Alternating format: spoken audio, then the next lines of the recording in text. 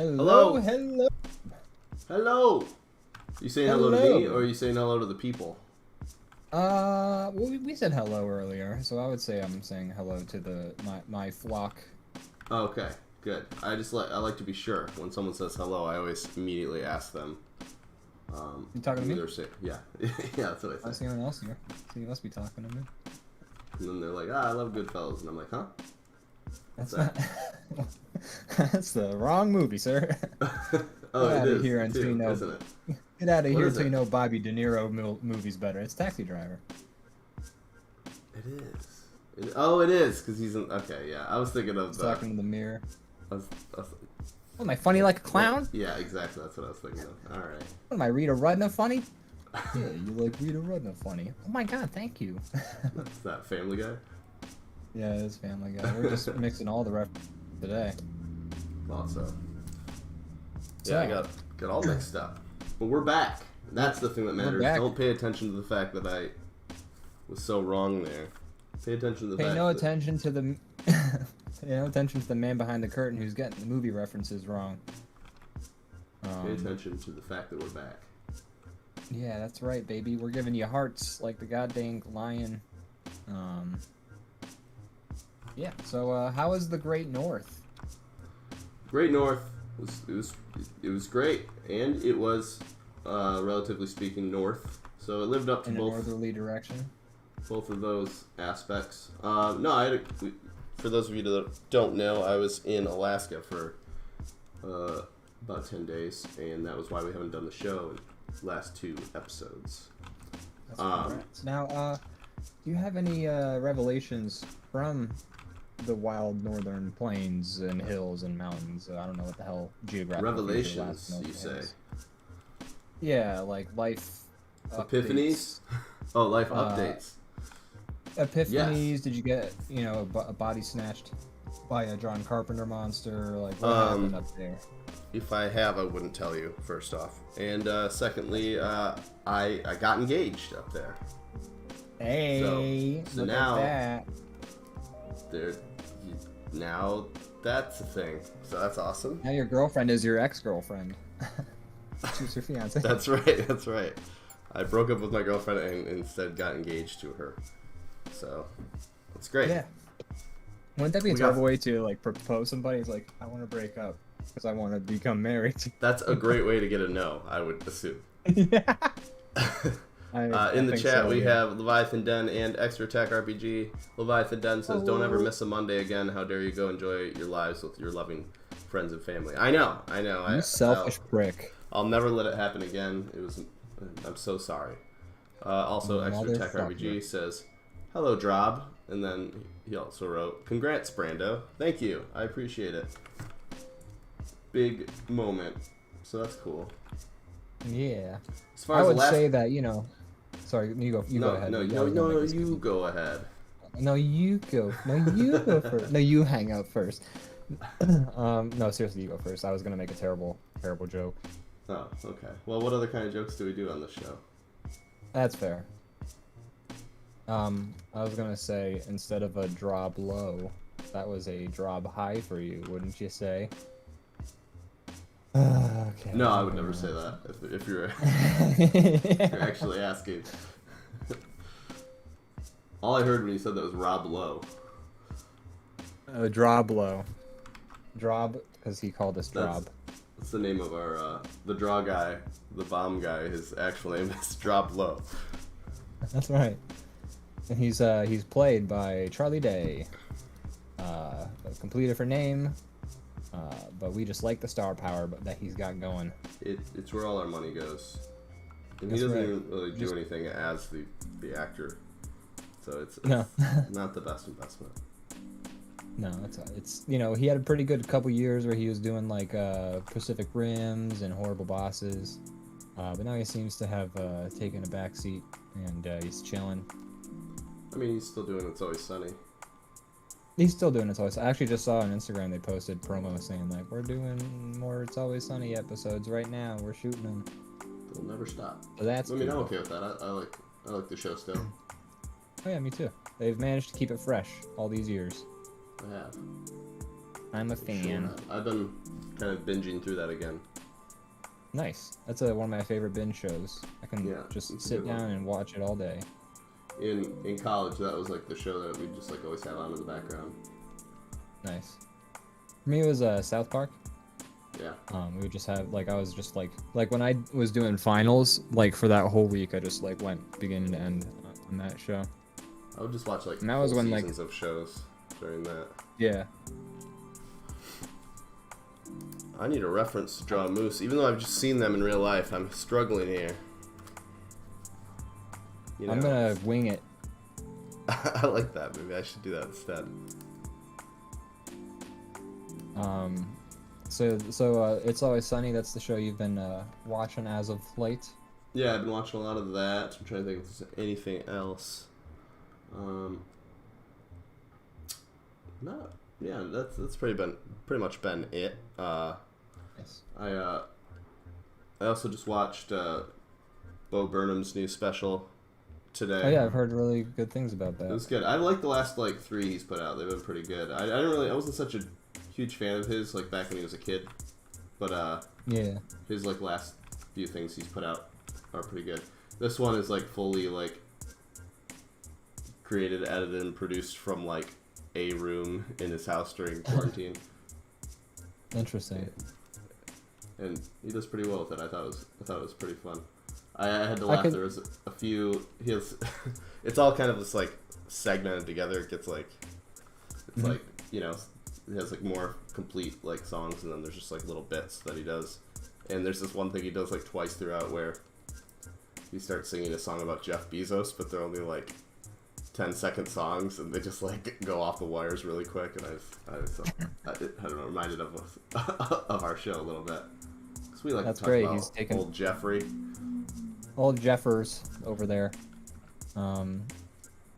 Yeah, he is it like sort of the same lines as we do, where he's just like, fucking Jeff Bezos, you're so rich, you could solve so many problems with all that money. I mean, that's the energy, but he plays it off like Jeff Bezos is like he plays them like almost like sarcastic, like "you're awesome" type songs. Like the one of them, right. I don't know how to describe it. They're really short, but they're just funny.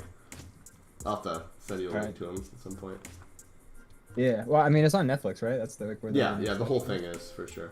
I'll just watch it, you know. Okay. I lied. I am gonna look up reference of moose because I am getting it horribly wrong. This is like a reverse moose body right now. The head, I think the head especially is what you failed the most at with this moose. Oh, I think the head's my greatest asset right now. We're gonna be honest with each other. There we go. That's moose got like these little camel humps right here.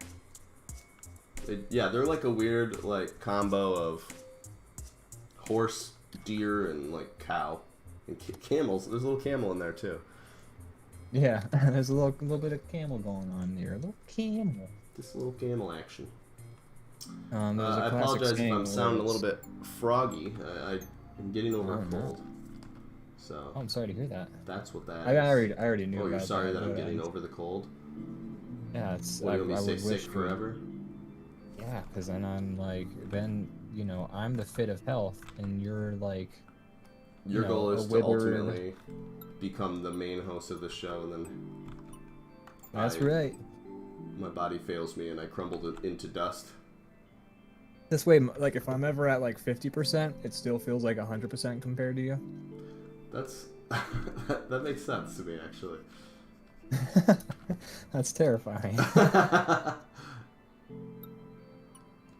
shouldn't be that good at bullshitting. Keeps the standards at a reasonable level.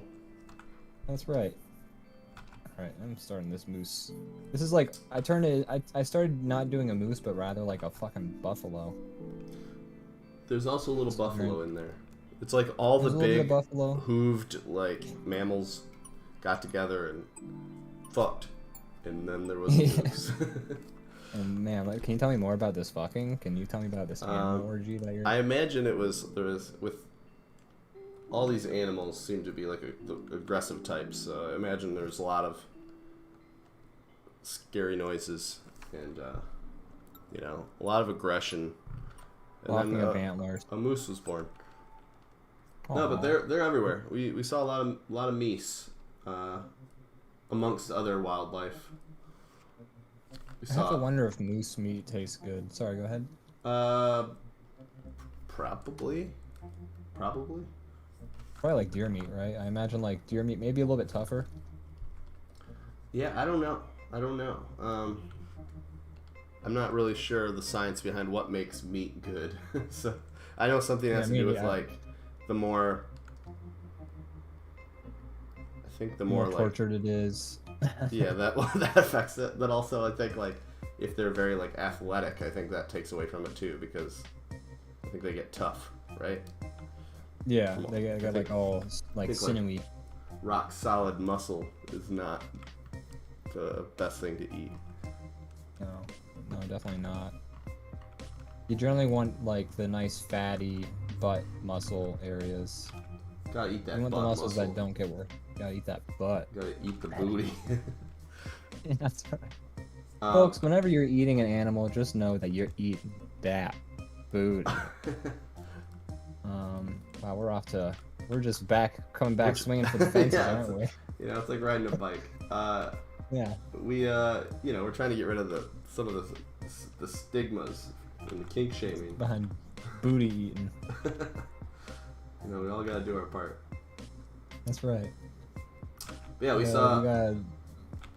Not to just keep talking about animals, but we saw moose, and we saw grizzly bears and black bears, and we saw orcas and humpback whales, and we saw sea lions and seals and a lynx and. Okay, I feel like you're lying now. I'm not lying. We saw all this stuff in the wild.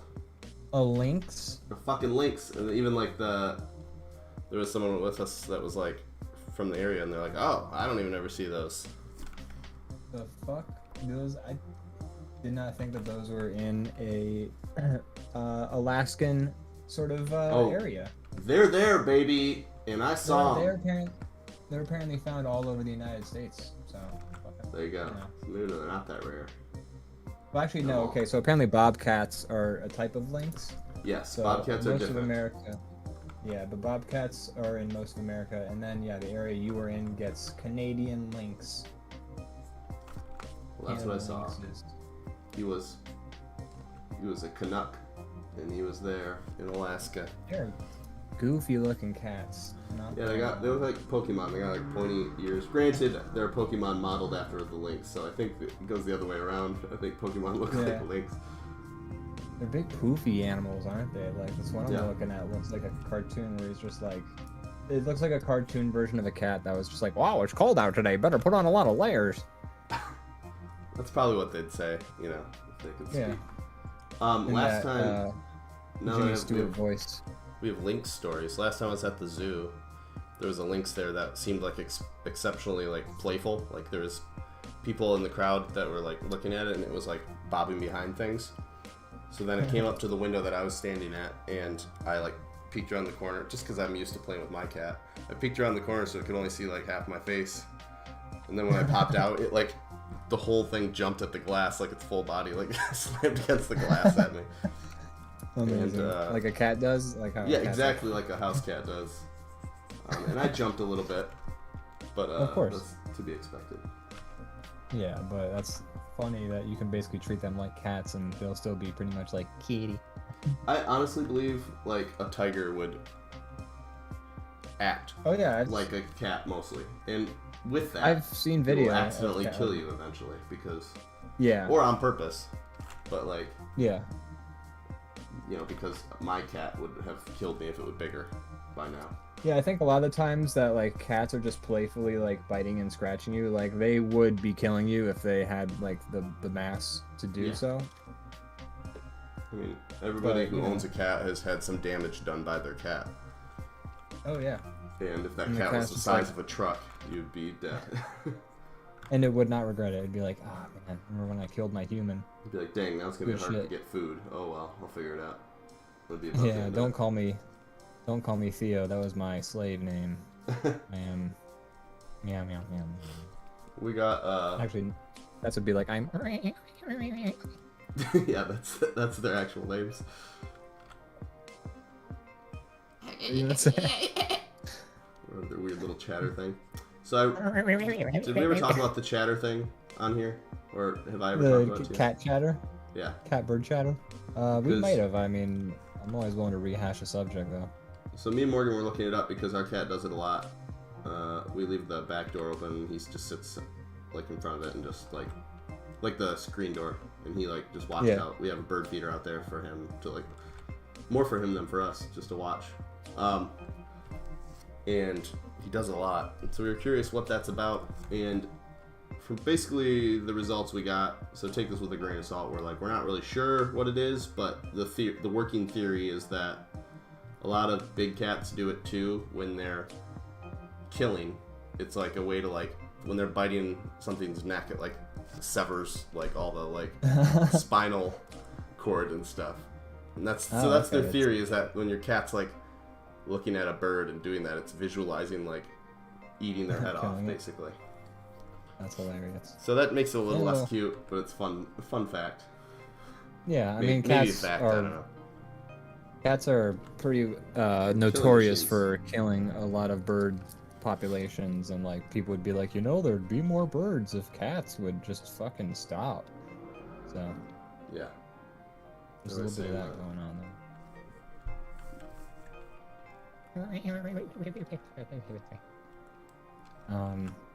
That's funny. I mean, it's a shame that we'll never truly know, because no one can be like, "Hey, cat, why the fuck are you doing that?" Why you and the do cat that? would be like, "Well, you see, out there beyond my glass prison, I dream of a day where I can catch that bird and sever its spine with my jaw like a electric knife." So that one is a little more like understandable for them to be like, we don't know, because you have to kind of figure out what a cat's thinking. But I do get annoyed when there's certain things in science where they're just like, this is actually another one cat related, where like with purring, they're like, we don't know how cats purr, we never will. And it's like, what? I guarantee with like one grant, they would have that figured out. Like, what do you mean we don't know how? Like, it's not that, can't be that complicated. No government's just willing to shell, like, a bunch of it's a waste scientists would go into, like, governments and being like, hey, we want to figure out how cats purr. And the government's like, what? No, Fuck make off. us a damn laser. Yeah, how can we kill people with that? I don't understand why you would do that. Dude. Can we charge money for it? We can't kill people with it? Oh, well then no. I don't give a shit. Yeah. Go play with a cat. So that's science for you, baby. The only concerning thing with the chattering is that when we yell at our cat, sometimes if he's like eating a plant or like trying to knock something over, he'll do it at us sometimes. Oh, yeah? He's like, are you visualizing murdering me when I scold you? Because I'm not, I mean, if it, so be it if that's what you're doing, but I'm not totally cool with that. Yeah. And I want to be like, fucking watch you kill me, and then like you starve to death because you can't get food for yourself. But pretty much any cat I've seen is able to like catch it and eat it. So like I actually would not be a problem. As soon as it was able to escape the house, it'd be fine. Yeah. It would just kind of be like, damn, I wish I had that dope ass house to sleep inside of. Right. I think some house cats like it. Some cats hate going outside. True. Some house cats are just like, no, I like being in the stores and pamper me. Our cat is, he loves to go outside, but he definitely wants to come back in after a little while. Yeah. Zach's cat is always like at his window asking to get in, and then on Saturday we got our second dose, and like we came home and congrats. his cat, I remember that. I forgot. Yeah. No, it feels good. I don't feel any side effects anymore. Hell yeah. You're saying you're feeling sickly for a day or two, right? For like not even. I felt sickly for like, I woke up at like 3 o'clock in the morning, just like with chills and shivers, and like I put on an extra sweatshirt, got myself a cup of water, which was torturous because I was so cold. But I got the cup of water because I was just like, I feel a little parched, and I feel like now's a good time to hydrate. And then I just like swallowed myself up in my blanket, got to like an optimal position, and then when I woke up, I was fine. Cool. Yeah, for me it was about the same. I only felt shitty after the first shot, and it was basically I woke up that morning and had like chills and aches, and then literally by the end of the day I went to work that night and was fine. It was just like that morning I felt like shit. Oh, wow. It was extra attack says the moose with the tiny draw boy head is so uncomfortable. I agree. We usually meet up, me and Ian, like 5 minutes before the show, and just be like, all right, what should we draw when we start, just so that we don't have to like waste any time doing that. And he was like, let's draw like DrawBomb moose, and I'm like, okay, so like, and then he started sketching that, and I was like, should we do like a draw boy riding the moose? And he's like, no, I think I'm gonna draw this. And I'm like, okay, let's do it. Well, I'm open to anything. We uncomfortable down. No, I'm not saying you made a wrong choice. I'm just saying, you saw your artistic vision and you went for it, and I appreciate that. Oh yeah, I will not compromise my artistic integrity. Extra Attack also says, Ian, you got to come back or come visit me when I get back to Philly. Oh, you know it, baby. I mean, finish like I gotta wait 2 weeks before the vaccine is done working its way through my system. 2 weeks. 2 weeks. But after that, I got it on Saturday, the 29th. So, cool. But I do actually have some friends who are doing a movie night shortly after. I'll be fully dosed up. I guess I'm fully dosed up now, but you know what I mean. But so I'm gonna be like heading to Philly, and I haven't quite figured out the logistics of that plan yet. If I'm gonna be able to go in just for the movie night, or if I'm gonna be able to like crash in folks' places, or if I want to do it right then so soon. But it would be nice because I have a friend visiting from Arizona, I believe, is where he's at now, or New Mexico, I forget where. But it'd be cool to see them again. It's nice to see people and go do things. I know. I'm still formulating plans, but it's already on the docket. So you what? Gotta come out here too. I won't be back for a little over 2 weeks. I'm in perfect. Arizona right now, as he says. I was just gonna ask where you were, because I've been glimpsing or taking a peek at your like Instagram stories, and you've been traveling about. So that's cool. I was curious where you're at now. What's the trajectory you've been taking? I know you were headed to LA, right? If I understand correctly. That is correct. Yes, he's taking our good friend Ashley to LA. She is working as a playtester, I believe, for Naughty Dog. Oh shit, she got it. That's awesome. I was gonna ask. Yeah. I had a feeling that might have been why she was headed out there. That's very cool. Yeah, well, I'm super excited for her. So that's gonna be cute. I also played their games, except I paid to do it, and they're finished at that point. Yeah, she's gonna play him to the point where she doesn't like him anymore. That's how it was. Sedona for tonight, Vegas tomorrow, then LA the next day. Nice. All right. I left my wallet in Sedona, Arizona.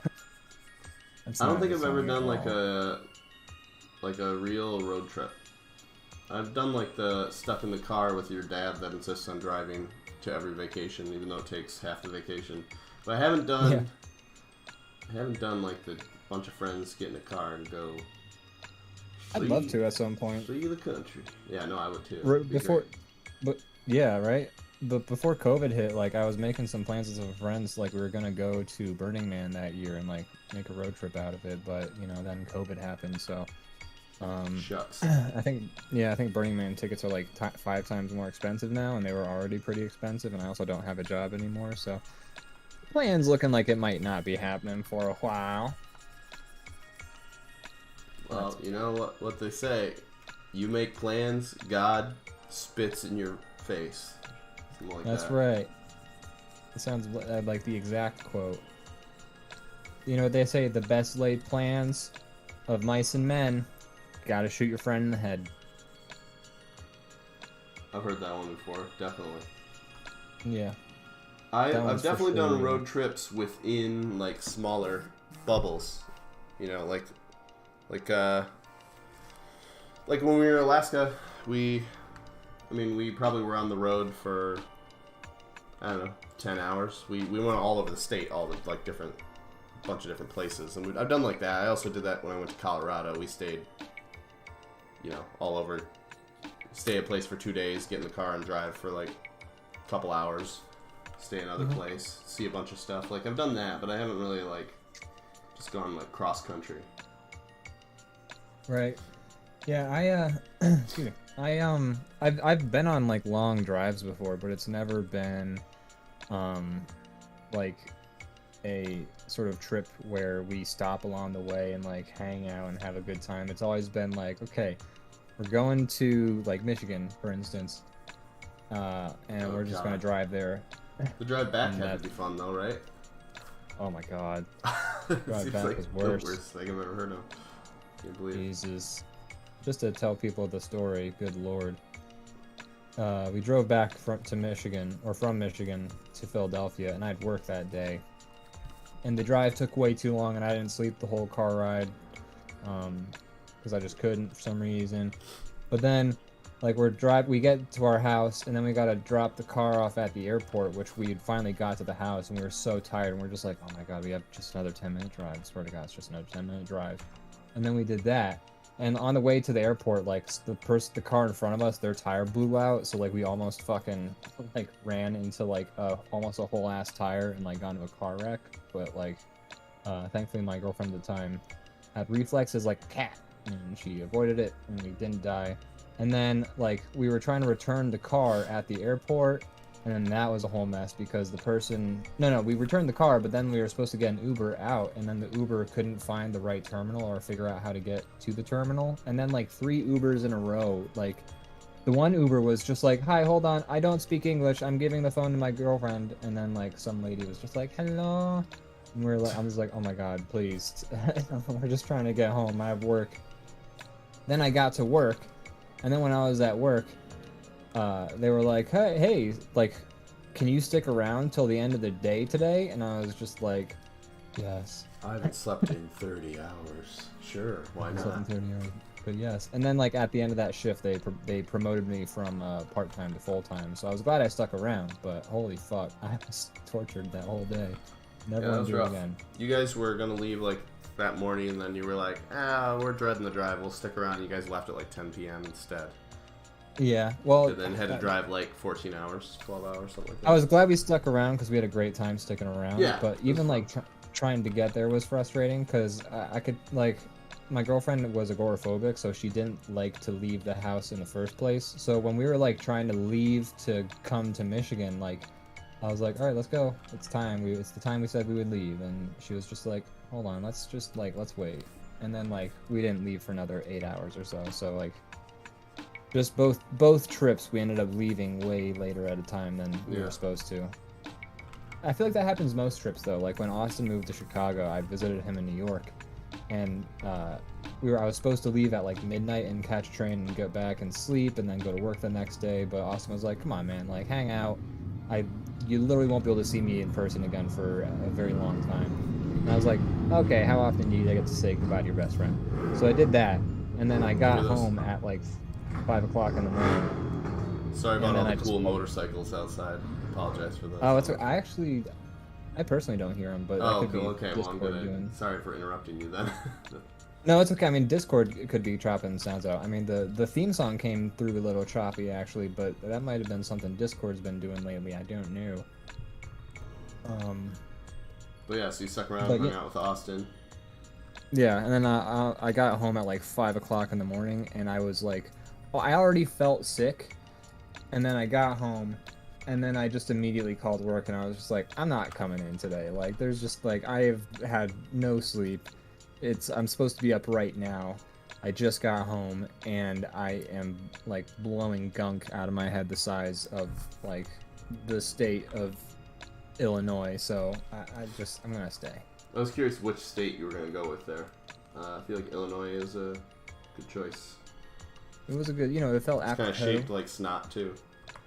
Or is it? Puking? No, I was snotting. It was snot. Okay. I thought it was puke, but it was snot. No, I said it wrong. I said it was snot. Damn it. I thought it was puke, but it's snot. There you go. There you go. We got there eventually, folks. It's all round of applause. Hold on, I have something for this. Yeah, do it. I know what you got. Oh, it's gonna take a second. Every time I start my computer up. Yeah, voice mod is like, hey, we can't connect to the internet. And I'm like, I know, my computer just started. It doesn't start connected to the internet. Voice mod. One sec. This is worth it. So worth it. It's still loading. I did it. Did you hear mine? What was that just then? I just heard my voice again.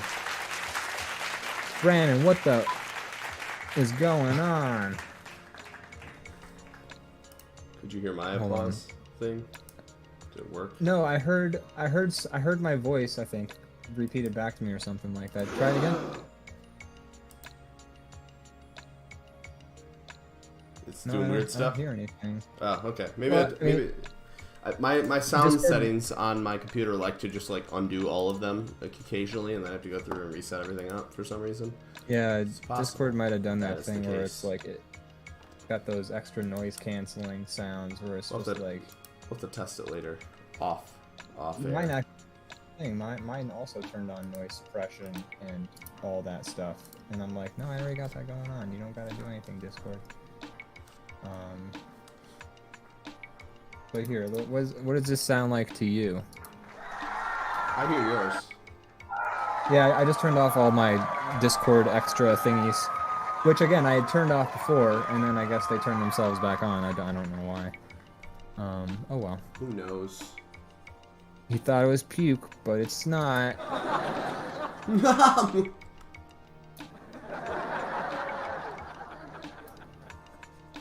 Anyways. There it is. Well, folks, our good friend Brandon, he's getting hitched. I feel like everybody should have a studio audience. I agree. It makes every time I like say something and I make the studio audience go, it feels like I'm getting all of the positive reinforcement that I crave. Exactly. For saying sentences. I need to be told good job every step of the way. That's right. I need to or be. Else why even like, do it? Right. If I'm not if I'm not playing to a crowd, like I might as well be playing with myself. You know what I mean? Oh. Crowd did not like that joke. Oh wait, hold on, guys. Oh, a little bit too racy for them, I think. They thought they were in trouble the way you addressed them. Yeah, let me try that again, guys. I'm not mad. I said I'm not mad. It's a very fickle audience. They're like a hive mind. They all are they're all responding exactly the same to the way you're talking to them.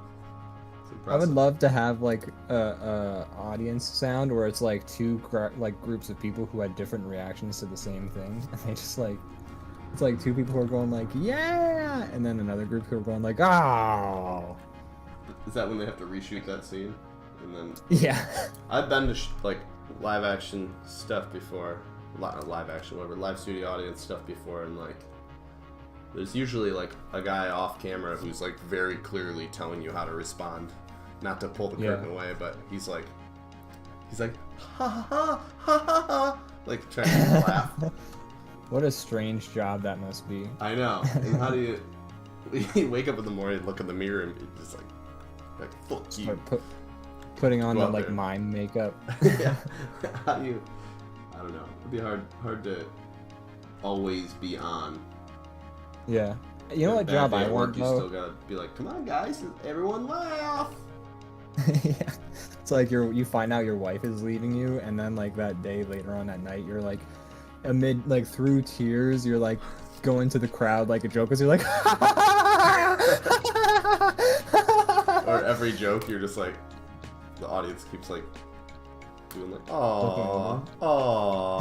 You're like, yeah, encouraging them to also be sad. Ooh. That's the one. Wow, that audience sounded like relieved. Is that more than like that's sweet? They were like it was almost like a few type situation.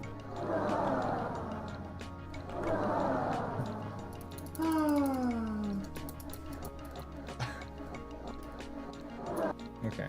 Anyways. Enough of that. Putting a soundboard was a mistake. What? You don't think it's up the production value immensely?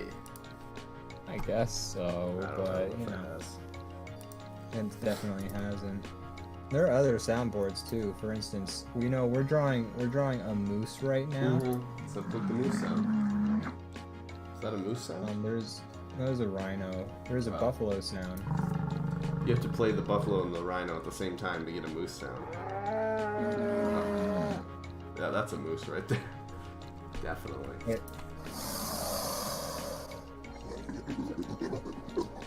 What the fuck is that? Oh, okay. What is this? Menagerie of creatures. Ah, welcome to my animal kingdom! Ian's Animal Kingdom. How do you train all the animals to yell at the same time when you announce them? Ah, very, very carefully. I don't know what the fuck that means. Brandon. With electricity. That's right. I have each of them are wearing a collar, and every time I want them to make a noise, the collar shoots a little bit of water onto their necks. Just a little bit. Just a spritz. Oh, it's way nicer than I was expecting. I know, right? Spritzing them. How What do you refreshing. think I am, a monster? I just said it. My name's Dr. Doolittle. I talk to these guys. They're my friends. They would give me Isn't so that much right, shit Barry? if I tortured them. See, Barry agrees. What do you say? Oh, okay. I was gonna ask what he said. And he said, yeah, you're right. You're so right, dude. You definitely didn't call my wife a cheating whore. That's good. But anyway. Yeah. Good thing he didn't. So Ian, She is. I haven't asked you on air. How are you doing? Boy. Everybody knows that the moment the show ends, we don't speak until the next show. So we haven't talked in weeks. In the dog's age. How you doing? How are things? You got your shot? That's awesome. Got my shot. Dose in my veins. I'm doing. I mean, what? Nothing new happens here in this house. I'm just chilling. Well, I don't know. Just Maybe here. you know, someone broke in and then he's hiding from the police there. And at first, you guys were scared of him, but now there's a little bit of We've bonded. You started to bond and, you know, humanize him, and now you're all kind of invested in getting along and Willing to lay down our lives for him. right. That could have happened. I don't know. I mean, I already told you about that, but you know, clearly because you just said the whole story. Start to I just finish. like to rehash it for the viewers, you know. Yeah. So you know that happened. But otherwise, I don't know. I'm chilling. I'm working all the live long day, just working on arts, working on animations, Nice. playing video games. Sorry, go I'm ahead. playing my fair share of catch up after getting back from vacation on commissions and stuff. So, Nice. How's that going for you? It's going good. It's a lot. It's a lot all at of once. But you know, it's all right. It's Just- stuff I like doing. Yeah, this one commission, I'm like so determined to make sure it comes out nicely that I've like redone it like 3 times. I'm just like, it's made it take a lot longer, but the person's been very nice about it, so cool. that feels good.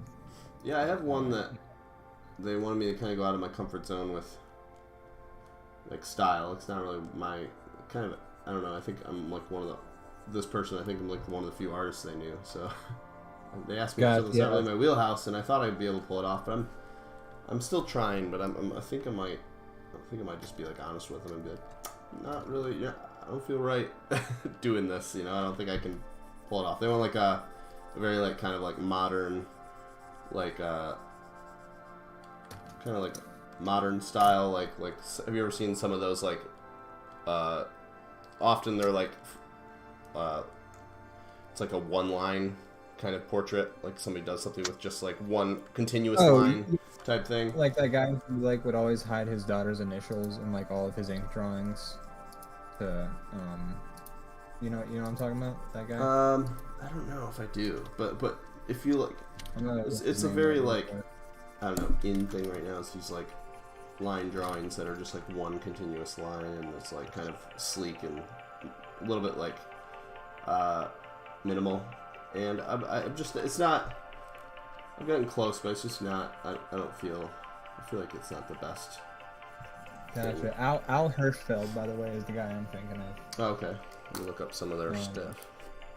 Yeah, I can post the spelling of the name if you'd like. Hold on, I'm just trying to. You see, that would be more my. That would be closer to my style. They're looking for a very. I shouldn't have even accepted the job, honestly. It's just not my. Not my. You see, growing up as an artist, trying to be validated and trying to find work originally, I feel like I would take all jobs, and then I'd figure it out, and it would cause me a lot of pain. But now that I've a little more like have consistent work and stuff, I need to stop that, I think.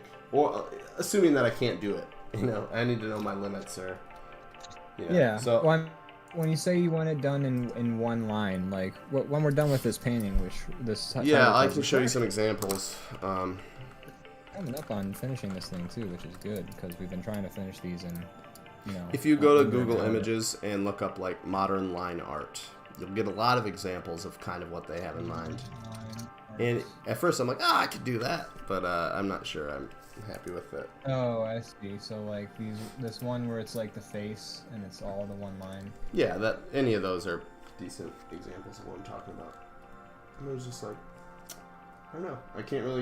I'm not really happy with any of the things I've made trying to.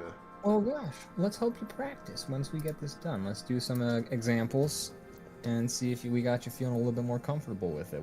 How do you feel about that? On air, you're saying? Yeah, I mean, we don't have to do you don't have to do the actual commission, but we could try. No, I know.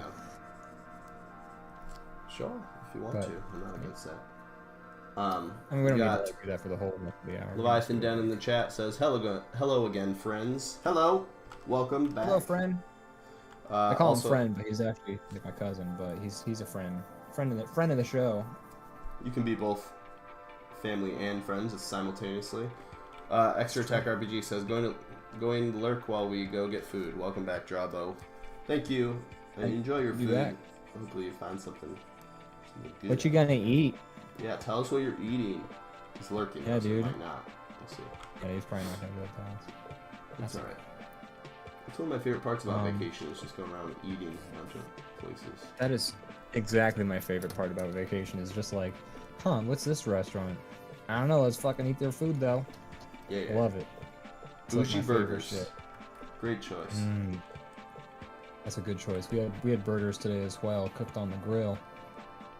And they were good burgers too. Normally, like my dad likes to cook burgers with like hamburger meat, likes to shape the burger himself. But he's also got this issue where he like doesn't squash them down, so they end up being like just a big meatball that you have to like eat, and it can be a little tough sometimes. I feel like that's how my dad used to make them too, just like softball burgers.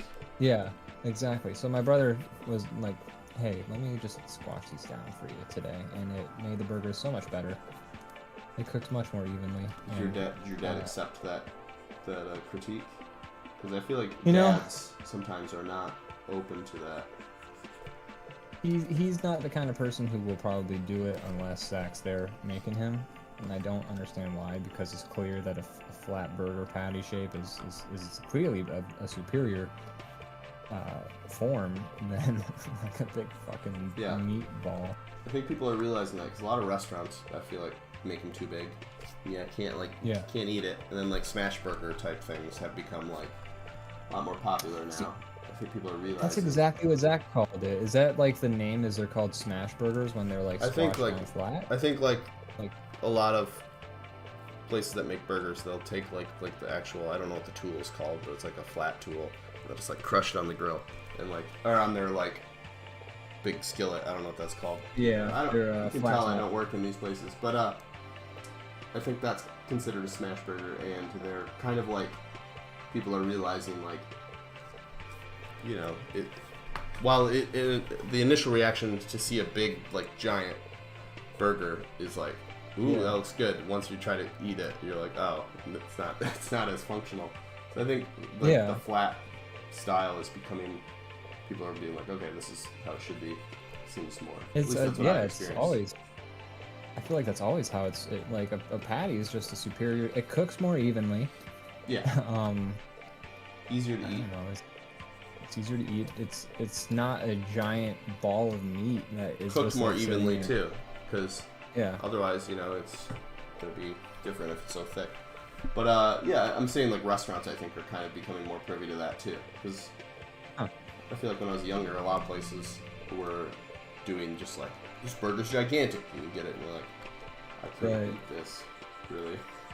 And now more places are kind of making them a little bit flatter. Right. I mean, I'm gonna lose a little bit of food cred here, but whenever I was when I was going to the gym before the pandemic, my friend and I would then go across the street from the gym to the Applebee's, and like I would order a breakfast burger, which is basically it's a burger with fucking bacon and an egg on it, and I loved it because it felt great after working out, and like a way to like sort of restore the protein, but also like it was just so good. Sounds good. And we would get drunk. It was. And we would get drunk while we were there. And then like we would have one dude who just like came up and started hanging out with us and talking about Game of Thrones with us, and I was just like, whatever. Nice to be friendly with folks.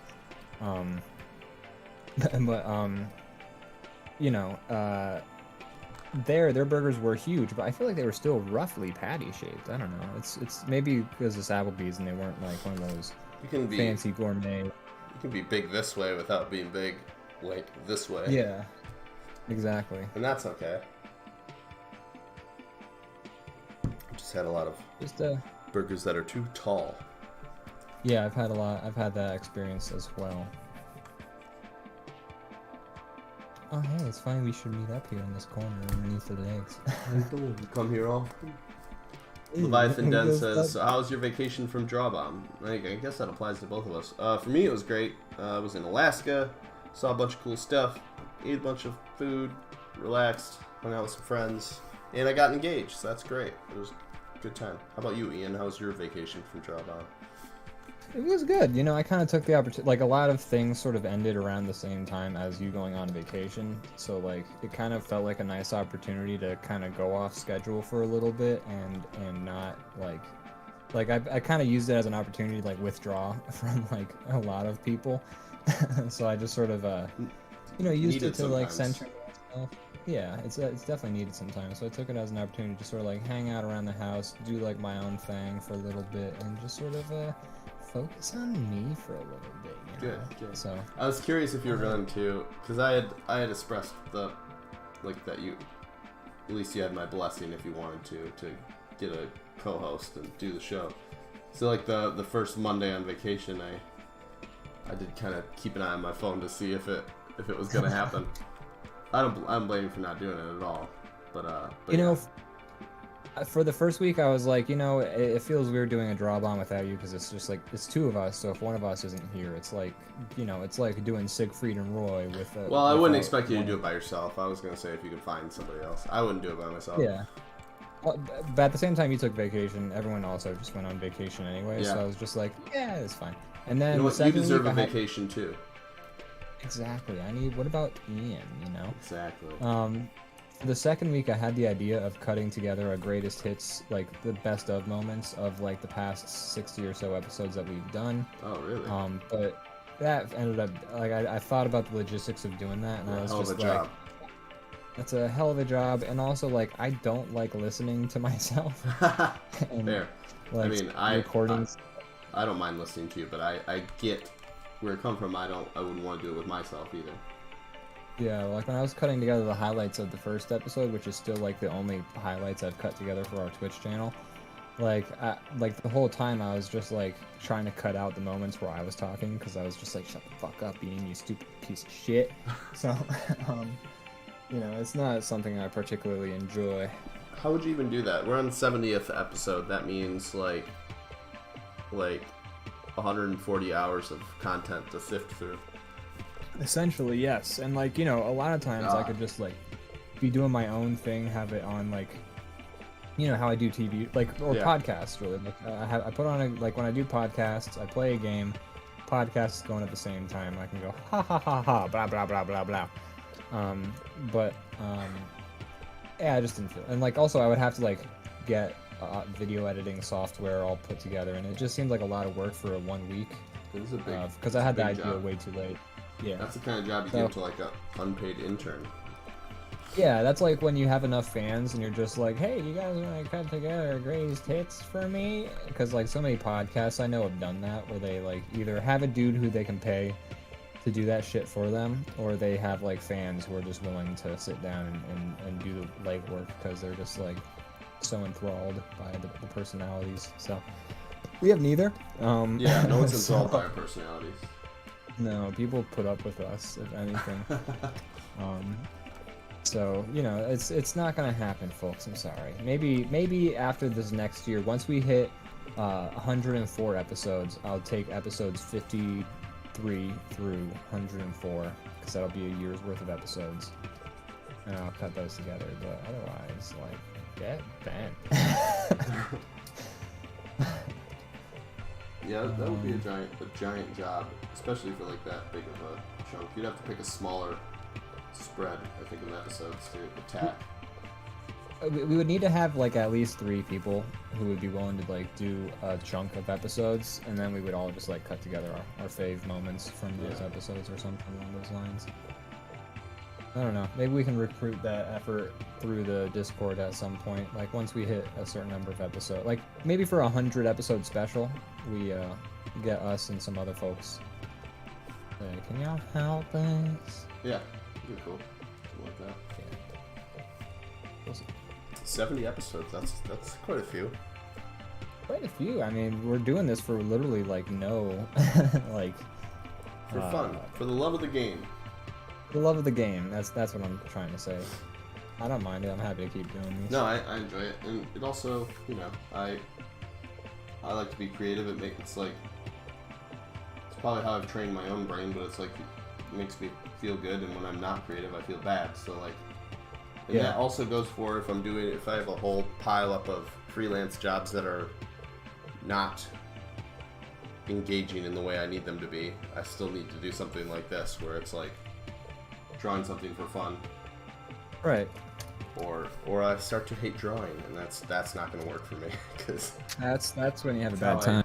How I make money, so I gotta keep enjoying it, or it can just become another job that I hate. There's exactly. There's so many of those. It's good to enjoy doing the thing you like. Like, it's good when you can enjoy the thing you enjoy. Otherwise you have a problem. Like, after I finished college, like, I didn't fucking put pen to paper for so long. Yeah, I remember that. It was tough. And I've had windows of that too, where I also kind of just like put it down. And it's weird. It's like a muscle. The longer you don't exercise it, the easier it gets to not touch it, which is bad. Yeah, it can atrophy. Yeah. Although I've also had this weird, like, with a lot of, like, creative pursuits, like, if I put it down for a year and then I come back to it, usually I'm coming back to it with, like, fresh eyes, so to speak. Yeah, that's good, too. And then, like, I've all of a sudden, like, I'm doing, like, way better than I was before because I took that moment to, like, stop, sort of, like, to kind of kick the muscle memory of the old ways and then, like, sort of initiate some new, better habits. So it's, like, a little bit of it's a weird road. Having a skill human is, mind like, is so an frustrating. enigma. That's right. Having a skill is very frustrating because you can be like really good at something and then still like fuck it up a lot of the time. And you know, sometimes you just have to be like, okay, well, I did this. I'm a pro technically, but I did this badly. Yeah, it's tough. And then also like how you respond to failure. Yes, a thing. Very much so. And that's how the sausage is made. That's right, folks. All right, let's finish this drawing up. It's 9 o'clock. Let's get this puppy. We're just about done. Grand Rapids does this thing. They started during the pandemic, and they've been like, I think it's going to live after that. Sounds like something they're like, a good idea that we just wouldn't have tried. I think a lot of cities are doing this, but basically they're opening like social zones on the street where people can drink. Like you can walk outside the bar with like, if you have the cup from the establishments inside the block, and then there's like an area that you can walk around in. Oh, that's fun. Legally. And they've started that, and people seem to dig it. I haven't really taken part in it because I haven't really been wanting to be in a crowd over the past year and a half. Yeah, I think that's very fair. But now that things are returning to normal, they just announced they're opening a new social zone in Grand Rapids, and I was looking at, they have like the aerial picture from like, I don't know, Google Maps or something, or whatever, and I was looking at it, and I'm like, wait a minute, that looks familiar, and then I zoomed in, and I think me and one other person are the only like houses inside the square. Oh wow! So I'm like, oh, like your current house? Yeah. So you're just gonna have like fucking drunk assholes outside your house? Yeah, and we already do, but there'll be more, I think. At first I was like, that'll be fun, and then I was like, wait a minute, I'm already allowed to drink on my property, and I don't venture outside of that, so why would I want that? So yeah, it'll probably be very annoying. Oh, to hear that. That sounds terrible. Yeah, I'll let you know. I'll keep you updated. I'm just reminded as I hear people like revving their motorcycles leaving the bar outside my house. But oh boy. There's 2 bars near my house, which seems weird that they would put one here because literally it's just 2 bars across the street from each other. I guess they just want the people to be able to like walk from one to the other or something. I don't really know what the real goal is. Maybe to prevent drunk driving. I don't know. I don't know how that does that. I don't think it will do that. I don't know. No, might encourage it if anything. We got Mercury Tempest in the chat. Says, yeah. Sup boys, golly gee, that bomb moose is disturbing. Yes, you're not the first to say that. I think we've lost viewers over it. we may have, yes. Also, I miss you, Mercury Tempest. It's been so long since we've had a hangout chat, you know what I mean? What's the next game that we all dig into? We gotta figure... We were talking about 7 Days to Die earlier. 7 Days to Die was a possibility. Maybe Rust. Maybe Rust. Maybe something else. Oh, we also... He quit. We used to work together. He just recently moved on to bigger and better things. So I also haven't talked to him much. So I miss you as well. But he had mentioned before he left that he also would potentially be into digging into Stardew. So that's an option as well. We have that empty. I got the empty house that you thought was mine. Yeah. Mercury Tempest says, "Have you looked at Biomutant?" I have. I was pretty interested. Have, yes. It's on my wish list. I don't know. I didn't give it enough time, but so I have the EA pass temporarily or whatever because me and Morgan have been playing that. It takes 2 game. Which I've heard good things about. Yeah, it's really cool. It's by the same people who made A Way Out, which is similar idea but way worse exexecution. Which for me and her was like great entertainment. It's like you're these 2 like grizzled cons trying to get. It's hilarious, but not for the right reasons. But this one is like they figured it out. This is actually like a good game, I would say. But anyway, so I tried Biomutant out for a minute. And I feel like I didn't give it a good enough chance.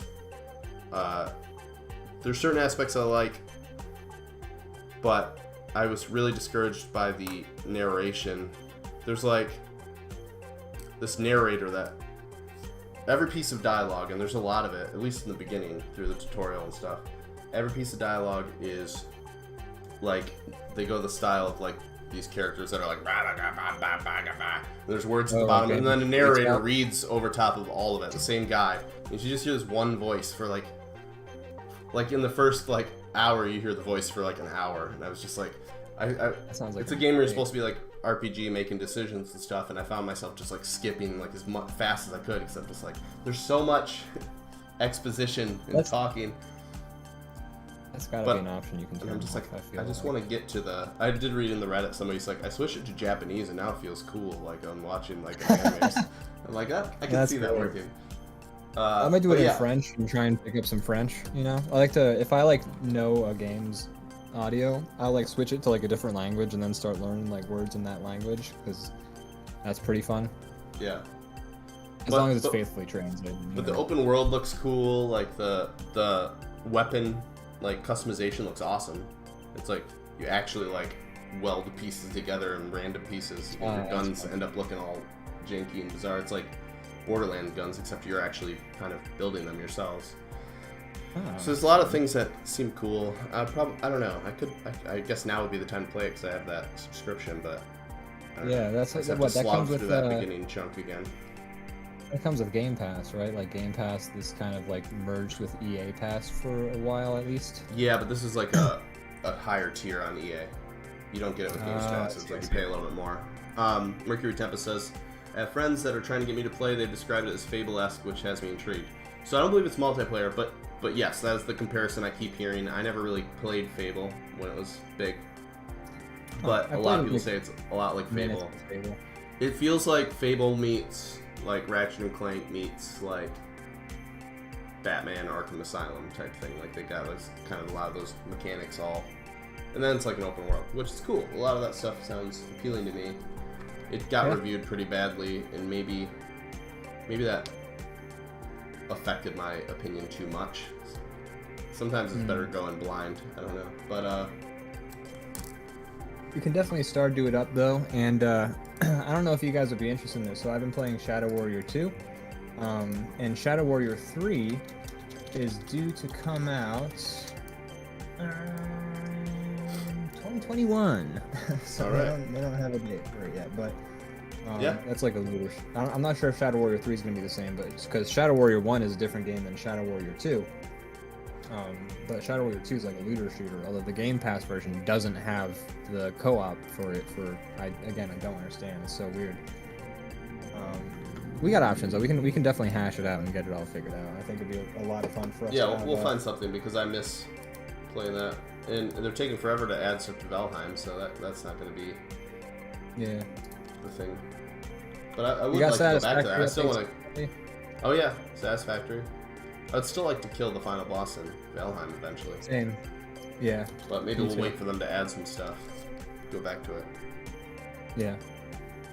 Well, we can all have a sit down and figure it out though. I'd be willing to throw a couple bucks towards a game to play something. Actually, funny story. I'm looking now.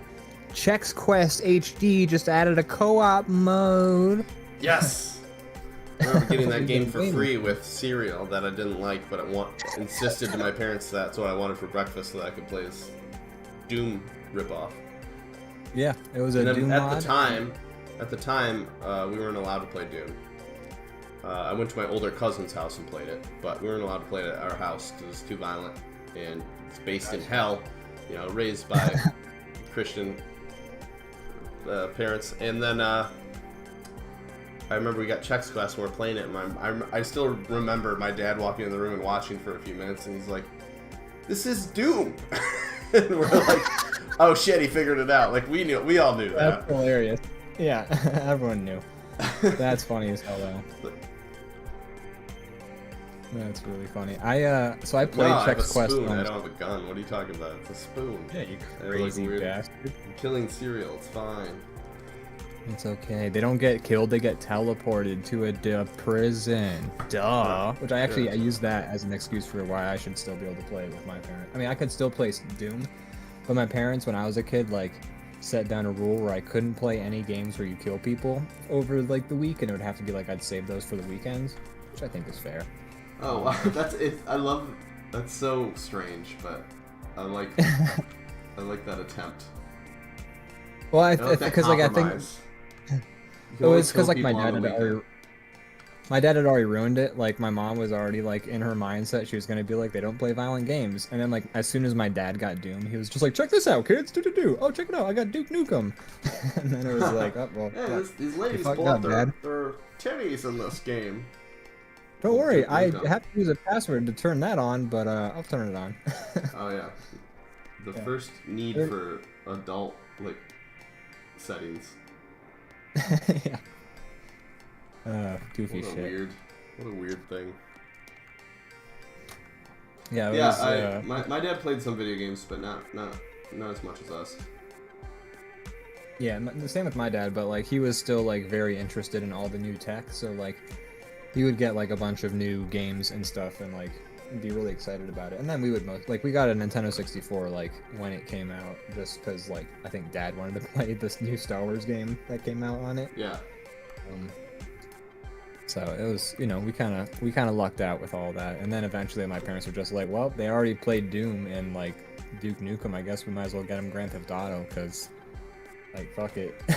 It was a gradual thing for us too. I remember my parents were like, you can't watch Simpsons, you can't do this and that, and then like we would just keep doing it behind their backs and getting caught, and then eventually they were just like, fuck it.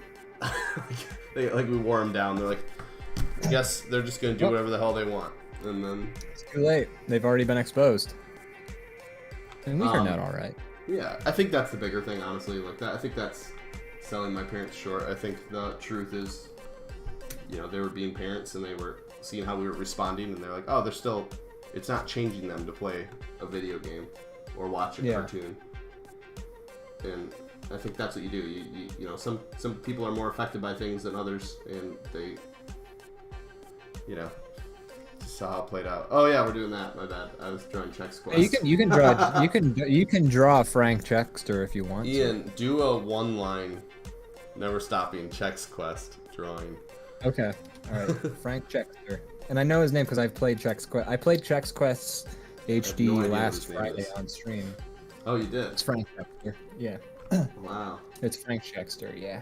But So you played some great games on your stream. You were playing, what's that one game where you were trying to, it's like Lemmings knockoff? Zoombinis? Zoombinis. You played Zoombinis, which you got a lot of people in the chat who are like excited about Zoombinis. Something I had never heard of before. I don't know how that one slipped through the cracks for me. Played it as a kid, and then they apparently released like a HD remaster like this year or something like that. Were asking for it, and they finally gave it to them. Mercury Tempest says, my dad stuck exclusively to destroying us literal children, by the way, and Mario Kart, but violent video games were no in my house as well. Yeah, I do have one story that I really remember with my dad where... I love your story about your dad with Mario Kart. I love that story.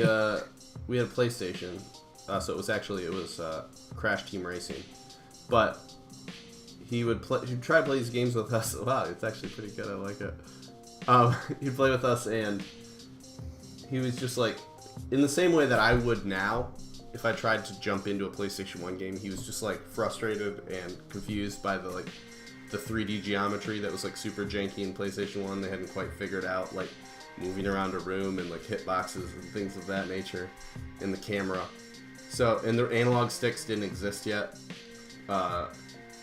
And we would all be playing like CTR and just whooping on my dad relentlessly, and he would be like, what the... It's like, this is stupid, I don't even know where I'm going, and we're just like laughing at him. And then like I remember one night we all went to bed, and we were playing with him, and he's like, alright, it's time for bed, and we all go to bed, but he kept playing. And I remember coming down in the morning, and he's still playing Crash Team Racing. And after that, he whooped on us all the time. He just needed to like stay up for like 8 hours during the middle of the night and practice, I guess. Yeah. Sometimes it's just you gotta have a sesh, you know? Yeah. Something clicked for him that night. He had a revelation and learned how to play the game. There's things like that make me realize that my dad was kind of a gamer at some point. It just, you know, as much as one could be when the technology was still new and not that prevalent. Yeah. Like, but they never clicked for me when I was a kid. We also we had a Nintendo and like 2 big shoeboxes full of games, and I always was like, oh, my dad bought this for us. Later I learned, he's like, no, that was all my games that you guys were playing. That was the same with my dad and like our Sega Genesis. It looks like you're drawing Chex Quest, says Leviathan Den. Am I right? You are right. OG now? You are correct. We are drawing Chex Quest. Yeah, my dad had like a whole bunch of Sega Genesis games, and so we played those growing up. And I always thought like, oh, he got these for me or Zach, and no, he had those because he wanted the Sega Genesis, which is why he had like a copy of Echo the Dolphin with like codes that he had gotten about how to get to the last level. And Echo the Dolphin, which is, by the way, a fucking impossible game. I remember that game. Yeah, god damn, that game was tough. I liked a lot of aspects of it. Like, it was pretty for the time, and the music and all that was cool, and it was impossible to play. It was so hard. Do you remember like going to like a book fair and like looking for like cheat code books and like writing them down? Yeah. I don't know if that was a shared experience. But oh no, we definitely had book fairs, and we definitely like would look for like Prima strategy guides. Although I usually had like games that weren't at the book fair that I was trying to like look up codes for because I was like stuck in some very specific games. And then I would just be like, oh, here's Captain Underpants. Let me just get these Captain Underpants books. And then I went to a very Christian school, so the Captain Underpants and the Harry Potter were hidden in a bin underneath the tables where we weren't supposed to be able to buy them. But I learned that early on, and I would just dig for that stuff. And then whoever was volunteering, whichever parent was volunteering to help run the cash register, didn't know that we weren't supposed to be selling those books. So I would buy all the bootleg good shit. I like how they didn't just like not have these books. They were just like, ah, shit, these fucking books still showed up. We gotta quick hide them. When you order the book fair, you don't get to pick and choose what shows up. Oh yeah, that's fair. Yeah. And it's like a weird like one step away from book burning level, where they're like, we gotta hide the books or the kids will lose our grips on them. Yeah, these heathens. If they read about Harry Potter, surely they will start doing blood sacrifices and blood orgies. That whole thing. And I did like, after I read Harry Potter. Oh yeah, I totally had at least 5 blood orgies. Yeah, you know, it's just a good way to relax. I don't really see the real problem with them. Yeah. They were so mad about those books though because they like went to the school of witchcraft and wizardry, and the books witchcraft is like being a witch, which is like the girl version of being a wizard because there was a very gender binary going on in those books. Yeah. But like, you know, in the books, like witchcraft was just like the craft of being a witch, which is just having fucking magic to unlock doors and shit. And then like, but in the Bible, witchcraft is like, you talk to the devil. So like all of the people who like were going to church and stuff were just like, I refuse to read this book, but they said the word witchcraft. I am not allowing it. The 80s and 90s were a really weird time for, I mean, I feel like it's always a weird time for It's always religion. A weird time for but satanic panic. But they were especially like big like on like how pop culture was getting you, and like they had all this like list of things like that were just like, if you do this, if you let your kids play this video game or watch this show or read this book, they're going straight to hell. Yeah, so you're gonna lose them. Nowadays they're just like, which celebrities are drinking adrenochrome and giving blood sacrifices of children to the Satan. And it's all the same shit, but it's, you know, always, it's just always ridiculous. Yeah. Mercury Tempest says, D&D is the devil, is devil worship, burn the nerds. That was basically a very real thing for a long time, too. Yeah. It's funny, if you look them up, there's all this promotional material, like commercials, where it's like trying to like, it's like cigarette commercials, but like for telling you D&D is going to make you a Satanist. Yeah. And then there's like all like those... what was it? Kiss, where they were like, this person killed themselves, and this Kiss song has the words "do it" backwards, and like that's what told the guy to kill himself. It's like, first of all, it's just "do it." Second of all, any number of words reversed will sound like "do it" because it's two like vowel sounds, and that's it. Like you could easily get "do it" out of like 80 different words. We're not.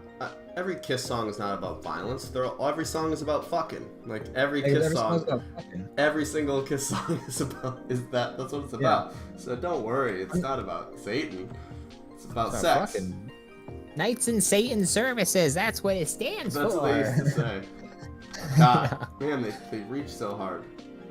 They reached so hard, and like I'm not sure if it was actually Kiss, but it was definitely like one of those. I think it might have been Ozzy Osbourne or somebody. I forget who, but It's also like there was just like I don't know. People are always trying to like get mad and say like somebody's corrupting their children. It's like I remember there was some VH1 thing about like the creation of the parental advisory sticker on like CDs and stuff.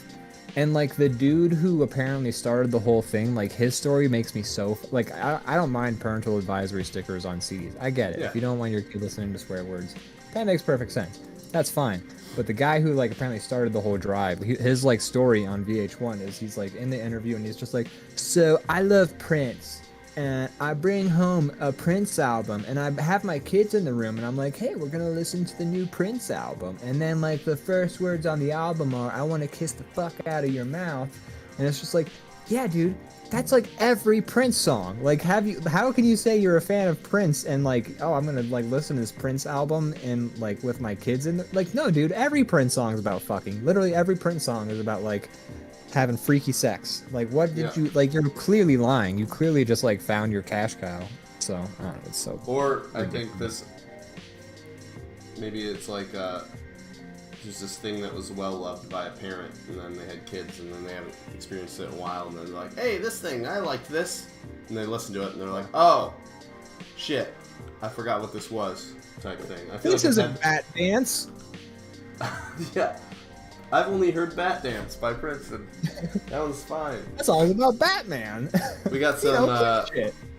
comments in the chat. Yeah, we skipped over Leviathan Den talking about the Echo the Dolphin. Yeah, I'm going to start at the top and go down the line. Mercury Tempest says, if you don't have an epiphany playing Crash Team Racing, are you really playing? Exactly. It's a life-changing Not really, game. bro. Man, there was a lot of just like, for how bad that... I shit on this a lot, and it's not... I have a lot of great times playing it. I played hundreds of hours of the PlayStation 1, but the 3D is not good. If there's a lot of like... You know, you can play like Nintendo games, Super Nintendo games forever because they had figured out, you know, they feel tight even though they're old technology. A lot of them do. Yeah. But PlayStation 1, they're still figuring shit out. So it's you get lost in the geometry. It's like a mess. A lot of the games. Like, and there was a lot of racing games for, like Jet Moto. Like that game is gonna give you a brain aneurysm if you try to play it now. Oh god. Wave You're riding race? jet skis that float through the air on like a roller coaster that if you go a little bit off the wall, and everything's just like giant pixels and it's hard. Yeah. But I used to play the shit out of it. Games were like that. Like PS1 and Nintendo 64. But go on. Sorry, I'm not trying to cut you off there. Oh no! I'm just real quick adding a quick footnote. But go on. But yeah, they're hard to play. Then Leviathan Den says, have you ever read the plot for Echo the Dolphin? It's an absolute acid trip. I know a little bit about it. I don't think I believe there's aliens or something, or like, or like, you know, dolphins are like they've left the planet and they're coming back, or so. I don't remember exactly. There's some, I feel like there's some alien shit going on. I think this is based on playing the game and not so much from reading the plot. But I think what happens is Echo the Dolphin jumps so high, it alerts aliens who then kidnap all the dolphins, and then Echo the Dolphin must go on a quest to save his friends from the aliens. His or her friends. I don't know if Echo's. You're right. Leviathan Den can confirm for us. Next is Mercury Tempest says, wasn't that the idea behind the Neil Segura song about Pokemon as well? Yeah. He was talking about how, or he was just, it was a bunch of sound clips collected of like how they were like satanic panic for Pokemon. Over Pokemon, because like Pokemon featured evolutions, and they were just like, it's teaching kids evolution. God forbid. God forbid they actually know science. Yeah, because Christianity is all about fucking having a bunch of slack-jawed people who just follow blindly what the Bible says and nothing else, and God forbid they think outside of the box or anything. I was raised very Christian, as I've mentioned many times. I still have some residual like stuff from that, and I've noticed recently. I realized it just now because I was just having a conversation recently.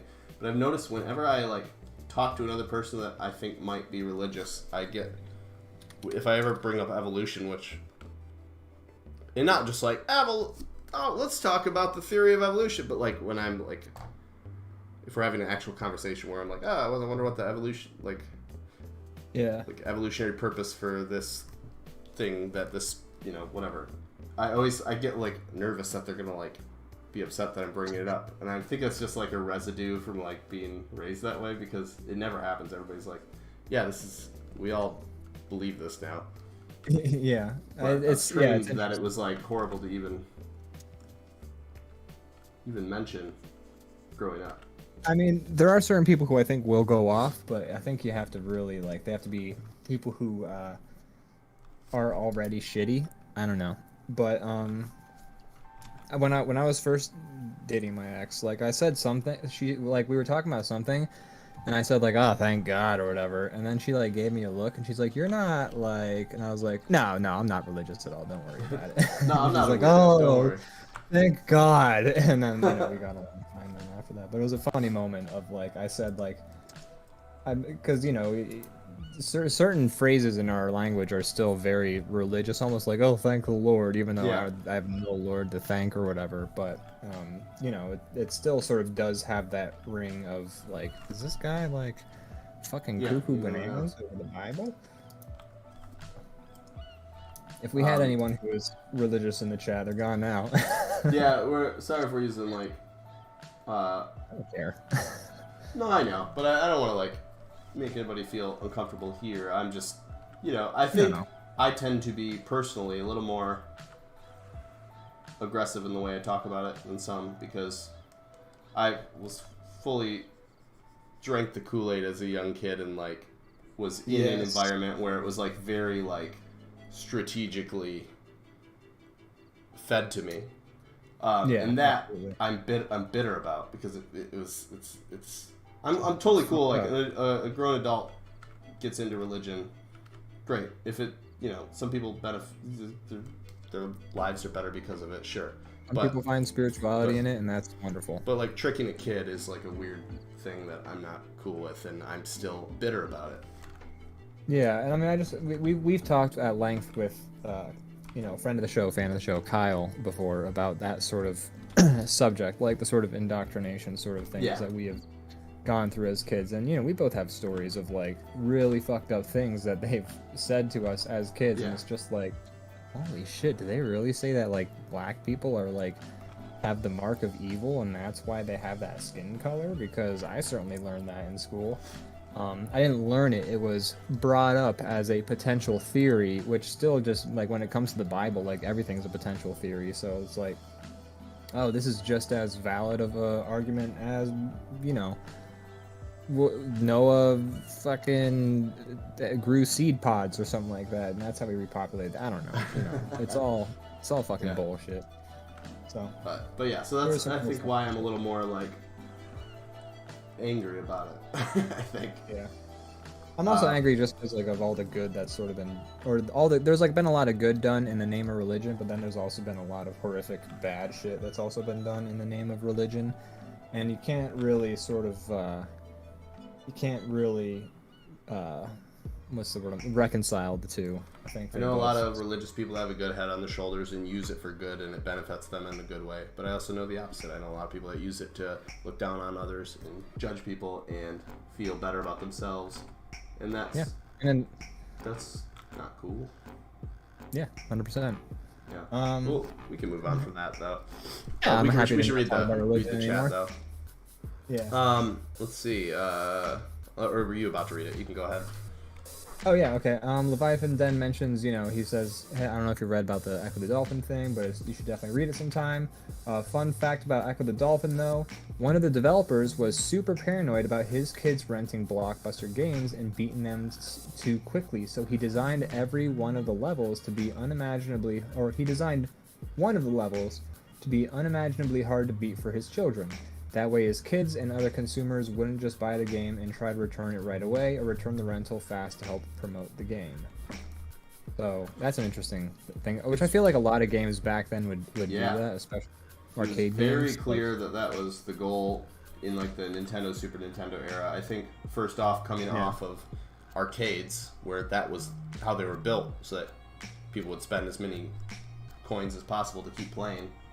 And then now it's in your home, and they didn't realize, like, oh, we should change that up a little bit. People already paid for the game. We don't need to try to make it impossible now. Yeah. And then reasons like longer. You gave. And then reasons you gave, like padding the game.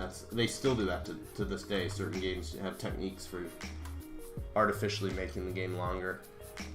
Yeah. And boy, most of them suck. yeah, it's not a good way to go.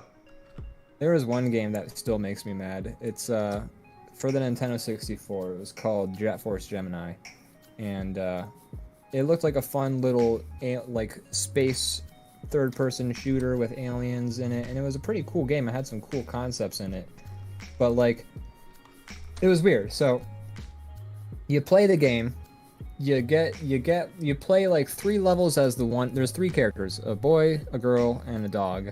And you got to play levels as one of the 3, and they each had their own different powers that they were able to do. And you would, but like in order to start the game out, they started the game out all separated from like a spaceship crash. So you play like 3 levels as the boy, you play 3 levels as the girl, and like these levels, quote unquote, are different planets. And then you play 3 levels as the dog. And then and this is like, if you know what you're doing, this can take 2 hours at the most. And then you get to that point. And then, like, a dude comes in and he's like, hey, now you can play all the levels as all of the characters. But also, what you have to do now, there's these teddy bears hidden in all the levels, and you have to get all of them, every single one. And so, what you had to do then, the rest of the game was you going back to these 9 planets total, I would say.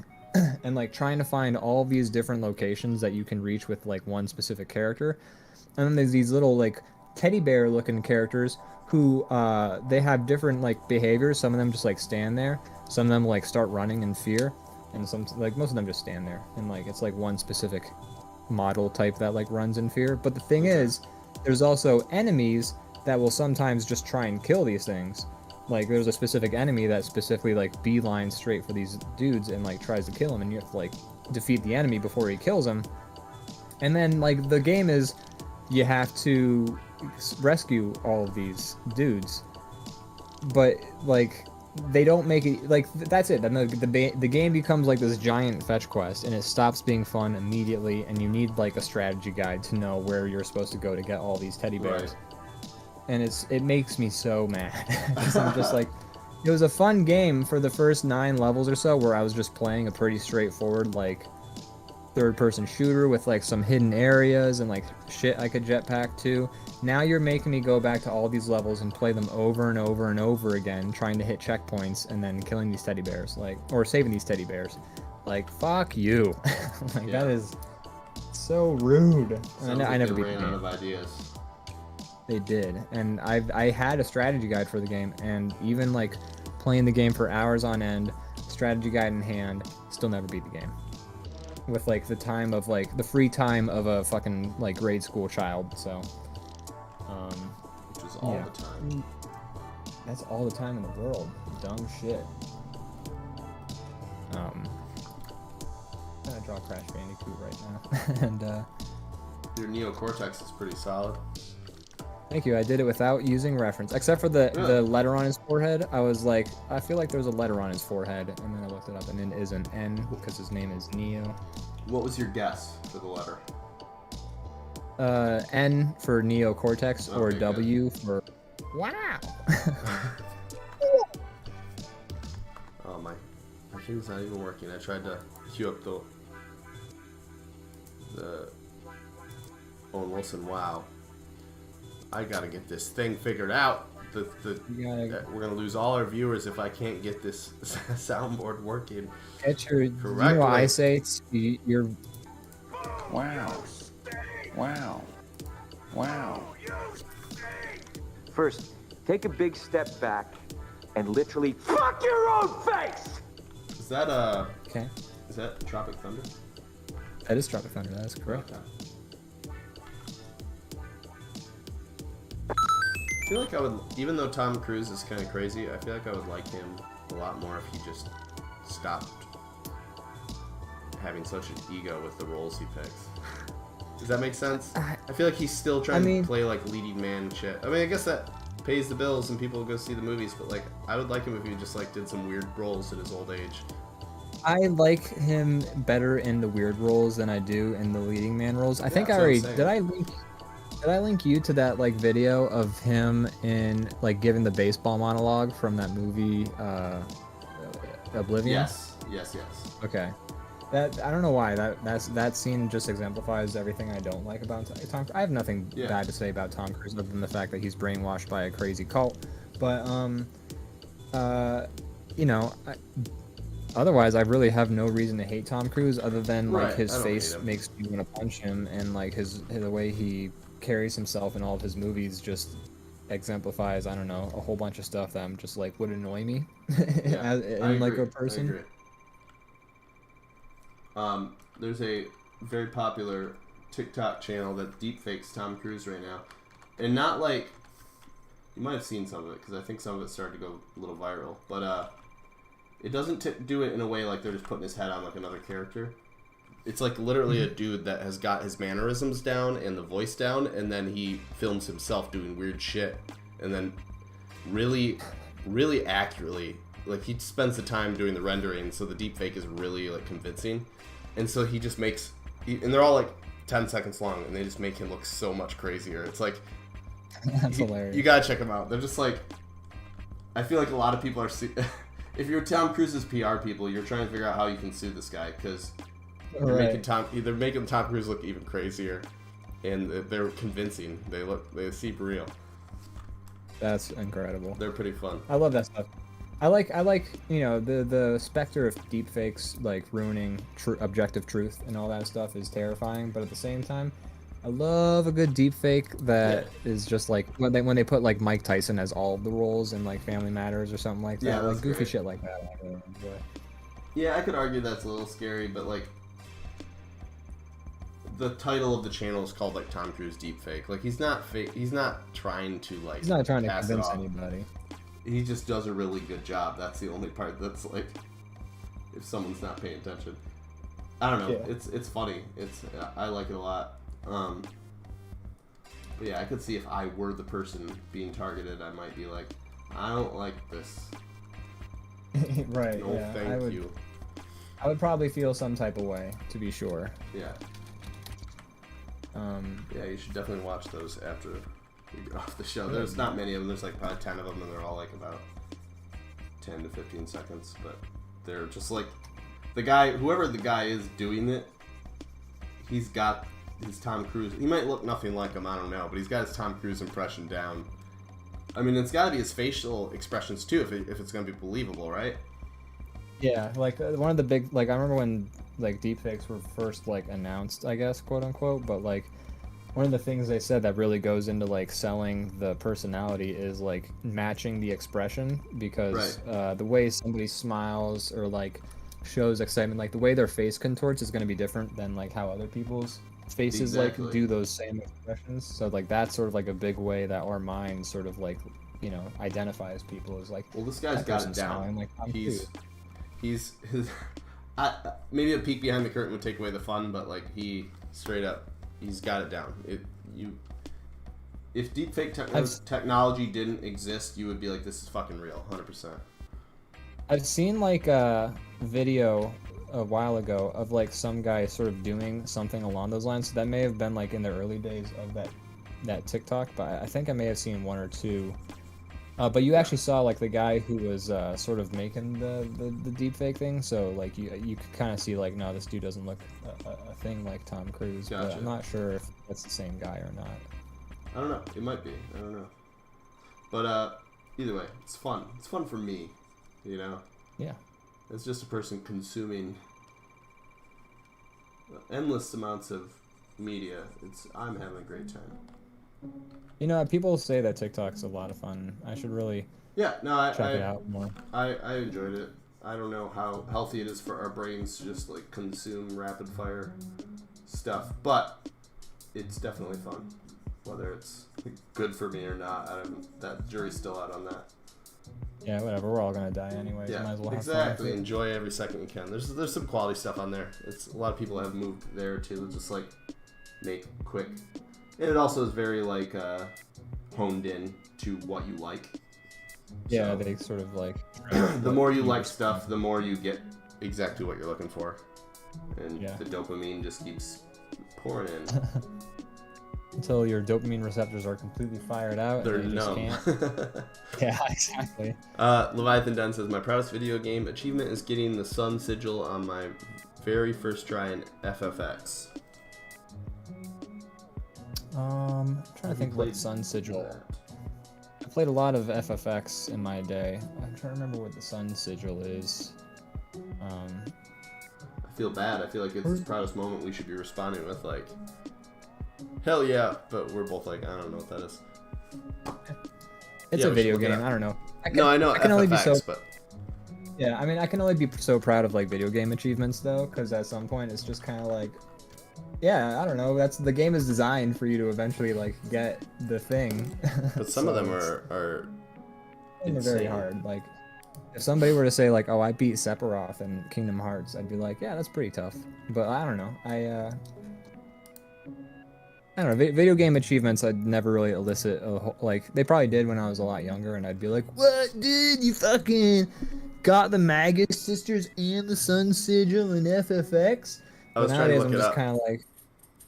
There's a Reddit thread here that says, I can honestly say this: getting the Sun Sigil in FFX has been the most frustrating gaming experience I've ever had. That was somebody's comment on Reddit. So there you go. That should make it a little more satisfying. I want to see what I don't know. The you can explain it to us what it is, or we can look it up. Let's see. What is the easiest way to get the sun? Oh, I have to watch a video. I believe it's a Chocobo race, from what I'm seeing. Oh, the Chocobos in that game are annoying as shit. Against the Chocobo lady. To get the 0-0 time from the Chocobo Rainer from the Calm Lands, you need... Is the official thing Chocobo or Kokobo? Chocobo. Okay, I've been saying it wrong my whole life. Unfortunately, it sounds like you have been, but... It's alright, I can live with that. Yeah, it clearly has... Fortunately, Chocobo is not something that comes up in common conversation, so I don't feel like I've made a fool of myself that many times. Yeah, you're fine. So in Final Fantasy X, there's like this place, like you get, in a lot of the Final Fantasy games, Chocobos are like mounts. You can ride them to get around faster. But yeah, I'm familiar with them. Yeah, in Final Fantasy X, you get them in like 2 spots, and in like, you use them, and then you get off it, and then like you just move on, and it's like a very short sort of area that you can use the Chocobo in. And then there's also like a Chocobo race where it's like this weird maze and you jump up and down these floors and like you get these balloons. Anyways, you get enough balloons in the race and it knocks your time down to a certain thing. And apparently the reward is that Sun Sigil. So that's how that works, I guess. How do you like my Tom Cruise, by the way? I like it. I can tell it's Tom Cruise for sure.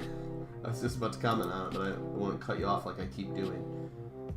Hey, look. If anyone's cutting anybody off, it's Me.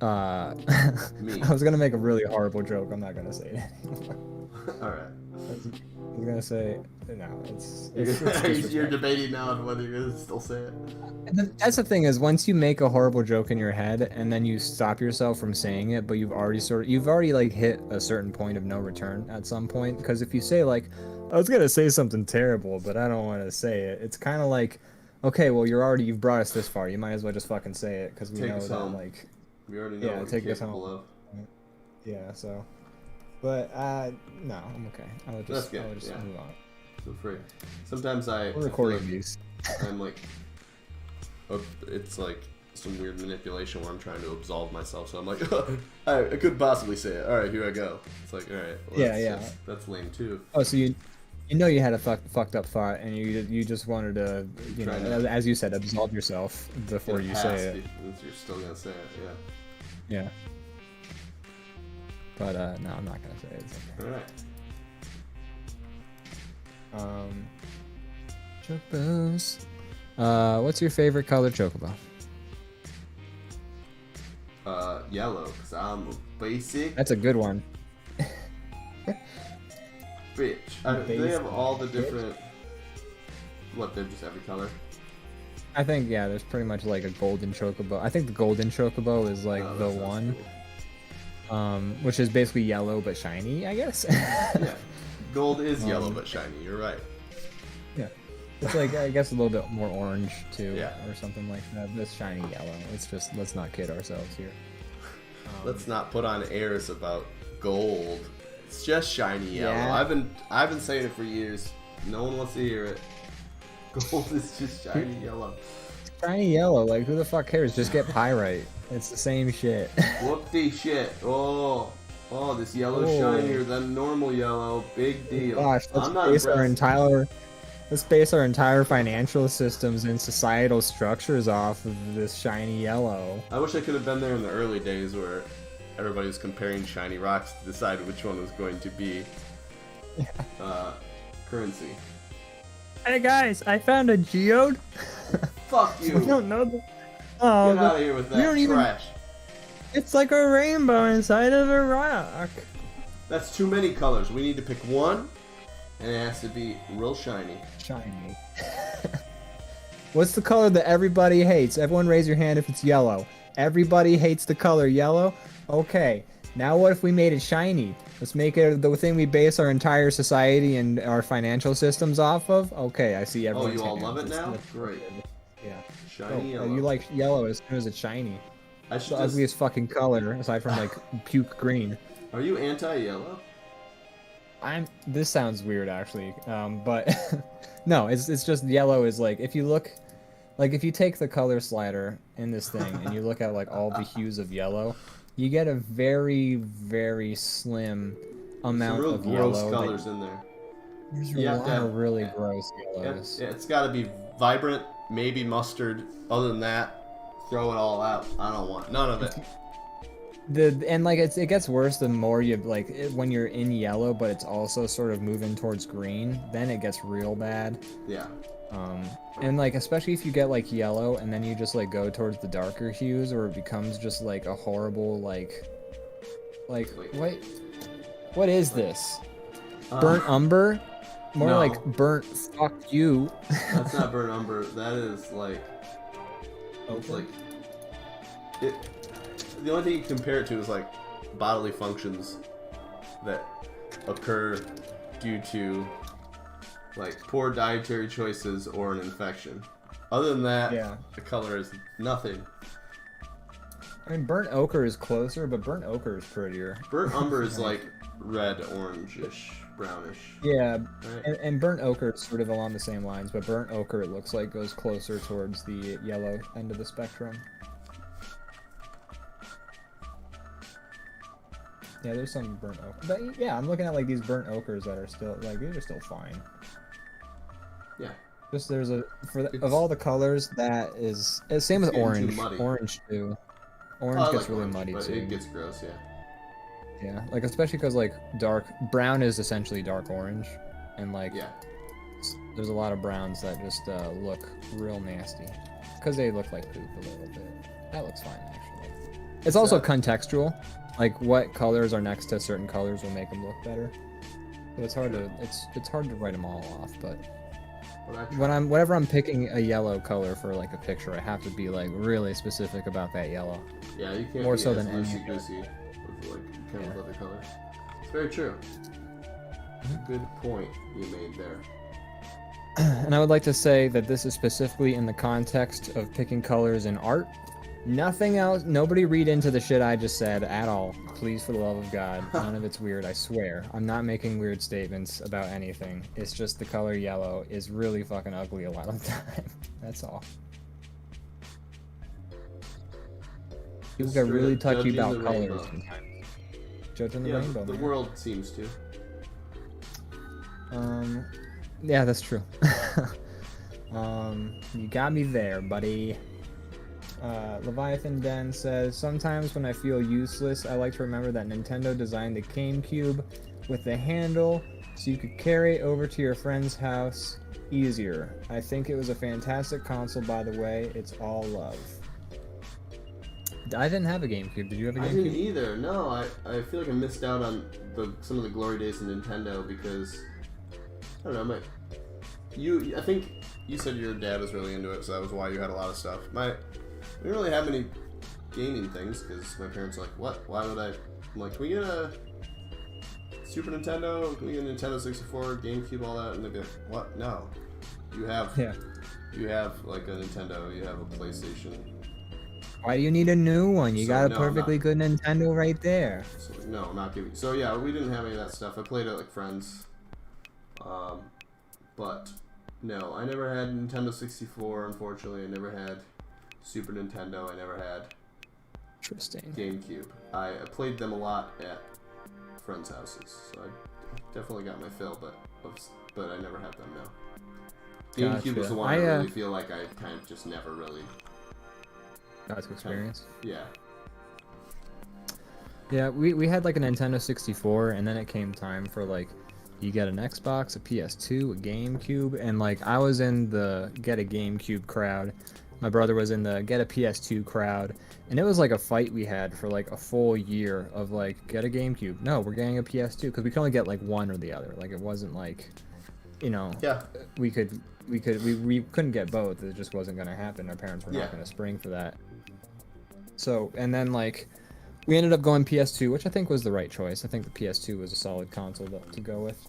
But, you know, I never got a chance to play, like, a lot of GameCube games that people really enjoy. And so, like, I don't know, I got the opportunity to, like, my one friend was, like, going on vacation for a month, so he just was like, do you want to borrow my GameCube and my games while I'm on vacation? And I was like, fuck yes, let's do it. So that was my one opportunity. I got to play Super Mario Sunshine and Legend of Zelda Wind Waker, and then by the time I finished both of those games, he was like, okay, I need it back now. You know, no. Like, I wish you'd stay on vacation forever. Yeah. I wish your plane would crash so you could go on vacation forever. Leviathan Den just gifted a tier 1 sub, Extra Attack RPG. Thank you for the sub. That's awesome. Oh, thank you so much for that gift sub. What? You we appreciate you. Yeah, appreciate you gifting those subs and subbing yourself. I think we had probably a similar thing, like pick one, we'll get you one, and I don't really remember the discussion after that. I mean, usually it was like my brother would say, this is what we're doing, and I'd be like, yeah! Right. I'm with him. So I'm assuming that's how it went. But yeah, so we had original Nintendo growing up. First console besides that was PlayStation 1. Then we got a PlayStation 2, and then we just had PlayStations throughout that thing. That was pretty much it. Like, I never had anything else besides that. Once we became a PlayStation family, we didn't really switch out from that. Like, and when I say PlayStation, we got a PS2 and then we got a PS3, and then yeah, same.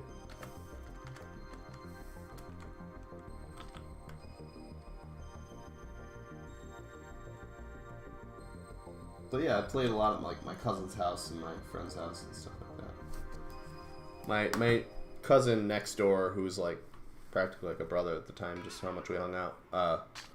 His parents would just buy him everything, so I played all the different stuff there. Oh no, Ian looks very still.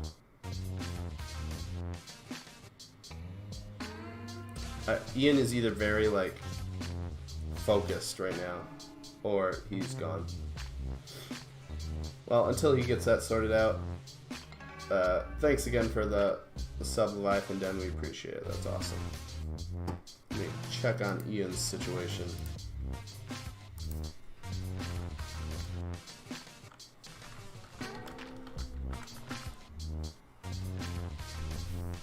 We just left the draw pile too, so it's a damn shame. Anyways, I'll keep working on we're almost to the end of the show. Working on my Chex Quest guy. I made his boots a little sexier than the real Chex Quest guy, but I do find it weird how he's like a piece of cereal, and then at least the original promotional artwork, then he's got just like real like meaty, like skin tight like latex legs underneath. So I intensified that a little bit. It's like it's got a text, probably from Ian. Let's see what that's all about. Internet took a dump. Be back in a moment. All right. Right then.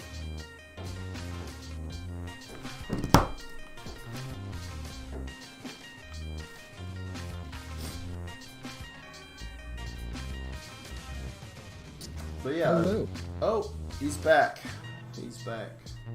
Yeah, actually, it was weird. My internet took a poo-poo, but then when I looked, like, the internet was available, and my computer was just not connecting to it, so I had to reconnect to it, but I'm back. You need to rejoin the draw pile. Yeah. So you know. Everything got disconnected. Does it come back for you if you rejoin? I don't remember how it works.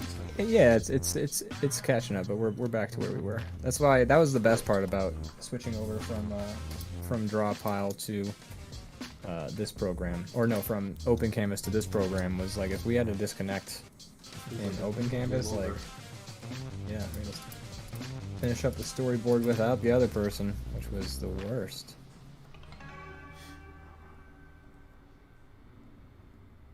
Getting near the end of the show.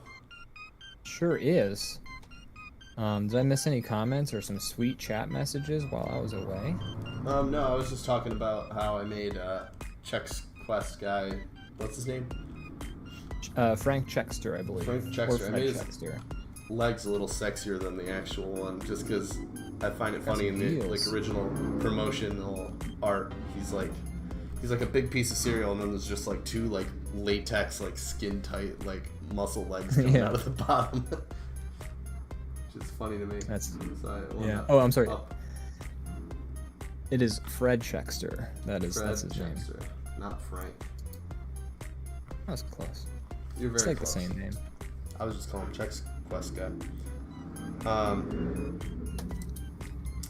Leviathan Den says, I was worried I saw you had the old 1,000-yard stare, which coincidentally is a real ailment, because when you got booted out, you were just like on screen like this.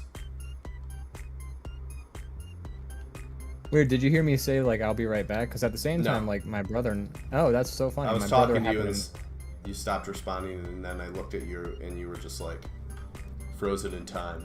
Yeah.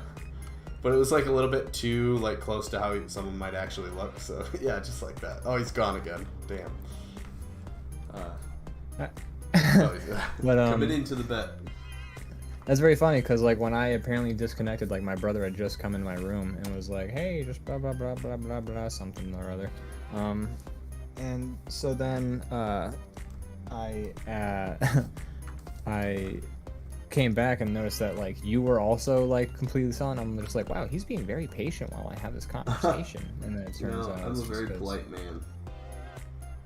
You're a good listener. That's what I like about you. That's right. I can just go on and on and on. So you've been watching It's Always Sunny lately. That's been the show you've been keeping up. Yeah, a little bit of that. I'm trying. Handmaid's Tale started up again. Me and Morgan watched that. It's pretty good, but it's depressing. It's a bummer. Bummers of a show. Watch, yeah. What else? Anything else? I just watched the newest season. I finished it today because I've been, like I said, getting caught up on commissions. I finished newest season of, I think it's called, what is it called? What's that? Sex, Love, Robots, I think. It's just like, Love, Death, right, Robots. that one just came out. Love, Death, Robots. Yeah, it's like a film anthology series. Yeah, it's an animation anthology. They did a season 1 like a year ago or 2 years ago, and they just did another season. They're pretty fun. Yeah, Some of they're hit or miss, but a lot of them are pretty fun. There were a couple on this one that I liked a lot. But yeah, the animation style varies wildly, so that's kind of cool seeing all these different shorts. I like the idea of film anthologies, and we don't get to see a lot of them, which is kind of a bummer. Like I've seen mostly horror anthology films like that, so like I've seen VHS, which is a lot of fun, but it's more I think VHS is 4 shorts or something like that with like a sort of overarching frame story, but that's really cool. And then the one that I have you ever seen the ABCs of Death? No. I've seen okay, VHS, so that's ABC. Yeah, gotcha. So ABCs of Death is very interesting because it's basically like a short horror anthology, and that's like someone has to die in them, and that's like basically the thing. But it's interesting because like some of the films are like very cool, some of them are just like god awful, and then some of them are just like there's one short in the series and it's so fucked up, and like it's the one that stuck in my head the most because of how fucked up it is. But like, so should I just like tell you what? Sure, yeah. Fucked up? Go for it. Okay, fine. Story time, folks. Where I just go over the plot of a thing. Spoiler alert! But if you want to watch ABCs of Death. Yeah, spoiler alert for one of 26 shorts and ABCs of Death, which by the way, there's like 3 ABCs of Death now. So, you know, there's like multiple. Although I feel like I watched ABCs of Death 2, and it was way lower production value than the first one. Leviathan is redeemed though. Wow. I wasn't sure if that was you or if that was him. No, I haven't got mine working. Oh, right. So yeah, first the most fucked up short in ABCs of Death, and it's like really messed up. So this is a warning ahead of time, content warning for anyone who doesn't want to hear, I guess, fucked up short plot. But anyways, let's move on. So in this short, like this dude wakes up and he's in a chair, and he's I forget how they introduce the concept, but like the concept is basically they put something, they're like in this room, and then something like somebody walks in front of them and then like stands there, and then like what they have to do is they have to jerk off, and then the first person to come lives, and then the other person, like the chair shoots a spike up through their butthole and then like comes out their mouth. And then like so the story is about this guy, and he's basically just like in this finds himself in this competition, and then it's just like going through like him trying to like not die in this competition as like more and more, like at some point they bring out like people who are like missing limbs for him to like do this to and things like that, and it's I forget how it ends. I'm pretty sure he doesn't live through the end of it, but yeah, that was the most messed up. Why didn't you tell me this was gonna be fucked up? You didn't warn me. Should have given you a heads up. But yeah, I just remember seeing that and being like, wow, this whoever made this short was like, what's the most fucked up thing I can think of? And then that's what they came up with, and they succeeded. There was another one. There was one that I really liked too, where it was like this woman, and like it's her kid's birthday. This one's not nearly as messed up. It's a woman, and it's I don't know if you've ever seen 2.5 Men, but there's like this woman that like stalks Charlie around, and she's the actress. Yeah, so she's the actress in this particular short. She's like the only actress I recognize from all of the things, but she like wakes up and it's her like kid's birthday, and she's got like this rich yuppie parent who's like her arch rival or whatever, and she's trying to like throw a good birthday for her kid so that like this person stops being so shitty to her. And then she like finds out her husband's dead, like he's like killed himself, or he's like overdosed on pills or something like that.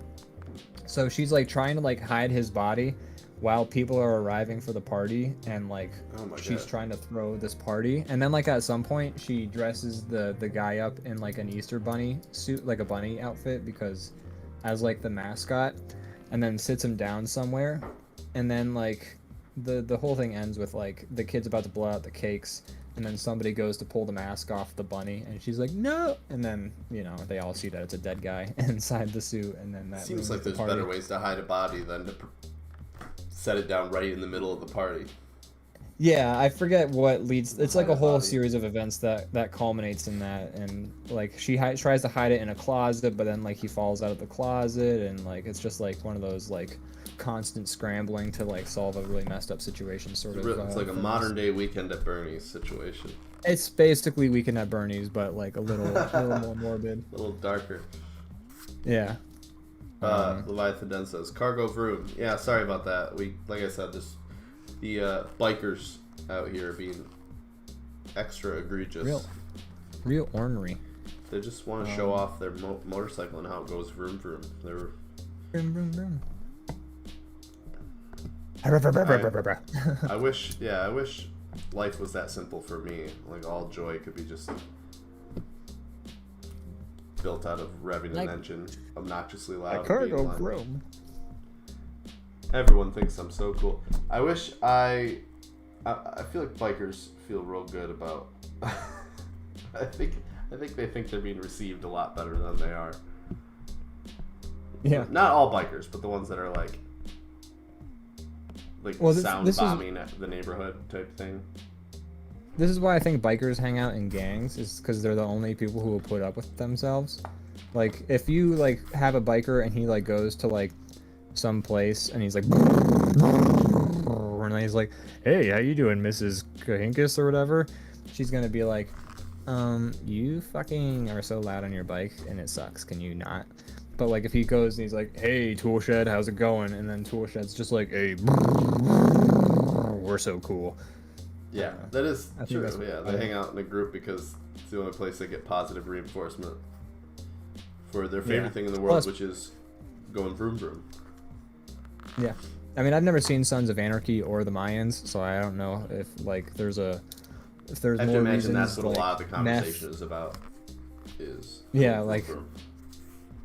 Hey, did you see like Henry Rollins' the newest episode of Sons of Anarchy? Yeah, dude, his bike went vroom vroom. Yeah, exactly like that. Yeah, they're the only people who put up with themselves.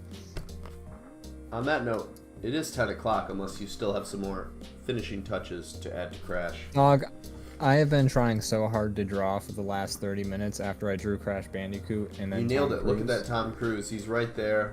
It's him. No one can deny. It's the best Tom Cruise I've ever drawn. To be fair, I've only tried to draw him like once or twice, so. It looks like him. I could tell who that was even if we weren't talking about him. And then you got Neocortex. You got Crash.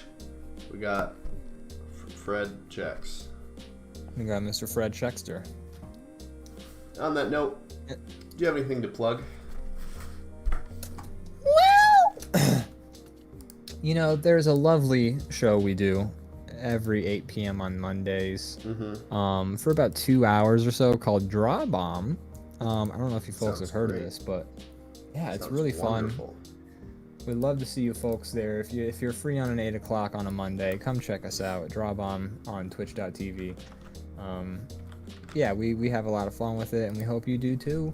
Other than that, I'm working on some animations. Check out my Twitch stream most mornings. You know, unless I got something else going on. But working on some animations, trying to get those done, and trying to find some work in animation because I've been talking to those types of folks.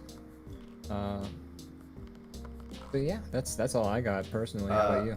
I know the answer, but I'll leave it up to you if you want to tell people. Do you have a place where people can see those animations, or at least ones you've completed? Oh God. I have my Instagram and I have my YouTube. Those are the two. I also have been putting them on TikTok. Is kind of weird because what was that? I didn't know you put the animation on YouTube. I'll have to check it out there as well. Yeah, YouTube is probably the best place to watch these because you can do all the YouTube things like pause and rewind, and like on Instagram you can do that too, like since they have that new Reels function, which makes it a lot easier. But YouTube might be the best place for it. Leviathan Den asks, "Are you streaming tomorrow?" You know, probably. It's a good possibility. A solid I've got probably. something. Got a commission I'm trying to get finished before I start like dilly-dallying too much, but there's a very good possibility I'll be streaming tomorrow. Nice. Sometimes as for me, DrawBomb obviously, and then also real soon, they're not in the shop yet, but at my shop, Paper Bag Creative Co. Find that on Instagram or Etsy, and we have Father's Day cards that we're posting soon. So if you have a dad That's fun. and you like them and you want to get them a card, check it out. Good stuff. When is Father's Day? It is the 20th of June, or I really? could be, it might be the No 19th. idea. Let me see. It is the 20th of June. Do you feel like doing these sort of like holiday themed things has made you more aware of when a holiday actually is? Because Definitely. Okay, I'm terrible because with I dates, find out birthdays, things. It's kind of Same helped me here. with the holiday one. that's kind of a fun bonus you've had working on those. That's Yeah, cool. they show up when I realize it's that time of year. It's far too late usually. So Yeah, it's same. Giving I'm me a like- little bit more of a heads up. Hey, before we go, should we rate anybody? Sure. Yeah. Cause I got a couple folks I can think of who we can raid. Okay. Yeah. Let me see who's on. Or I mean, yeah. I'm. If you have some people, let's definitely go with that. There's this person. Her name is Senzi. I don't think she's specifically. She might be specifically drawing right now. I can't tell what she's doing. But she's pretty nice. She works on like animation and stuff like that. But I've been checking in on her streams on occasion. Yeah. she's always pretty happy to receive like 1 or 2 folks, which is what we got for us. Let's do it. All right, so let's close out with the outro, and then we can get the I can figure out, or I don't know how to get the raid going on my end since I think I've got like mod status and stuff. Pretty sure. Yeah, I can also do it if you tell me how. I just I think you do. Hold on, I might be able to do it for you. Let me try. Anyways, let's do the outro, and I'll get the raid set up. If not, I'll just directly send you what you're supposed to type out. Sounds good. I'll play it out.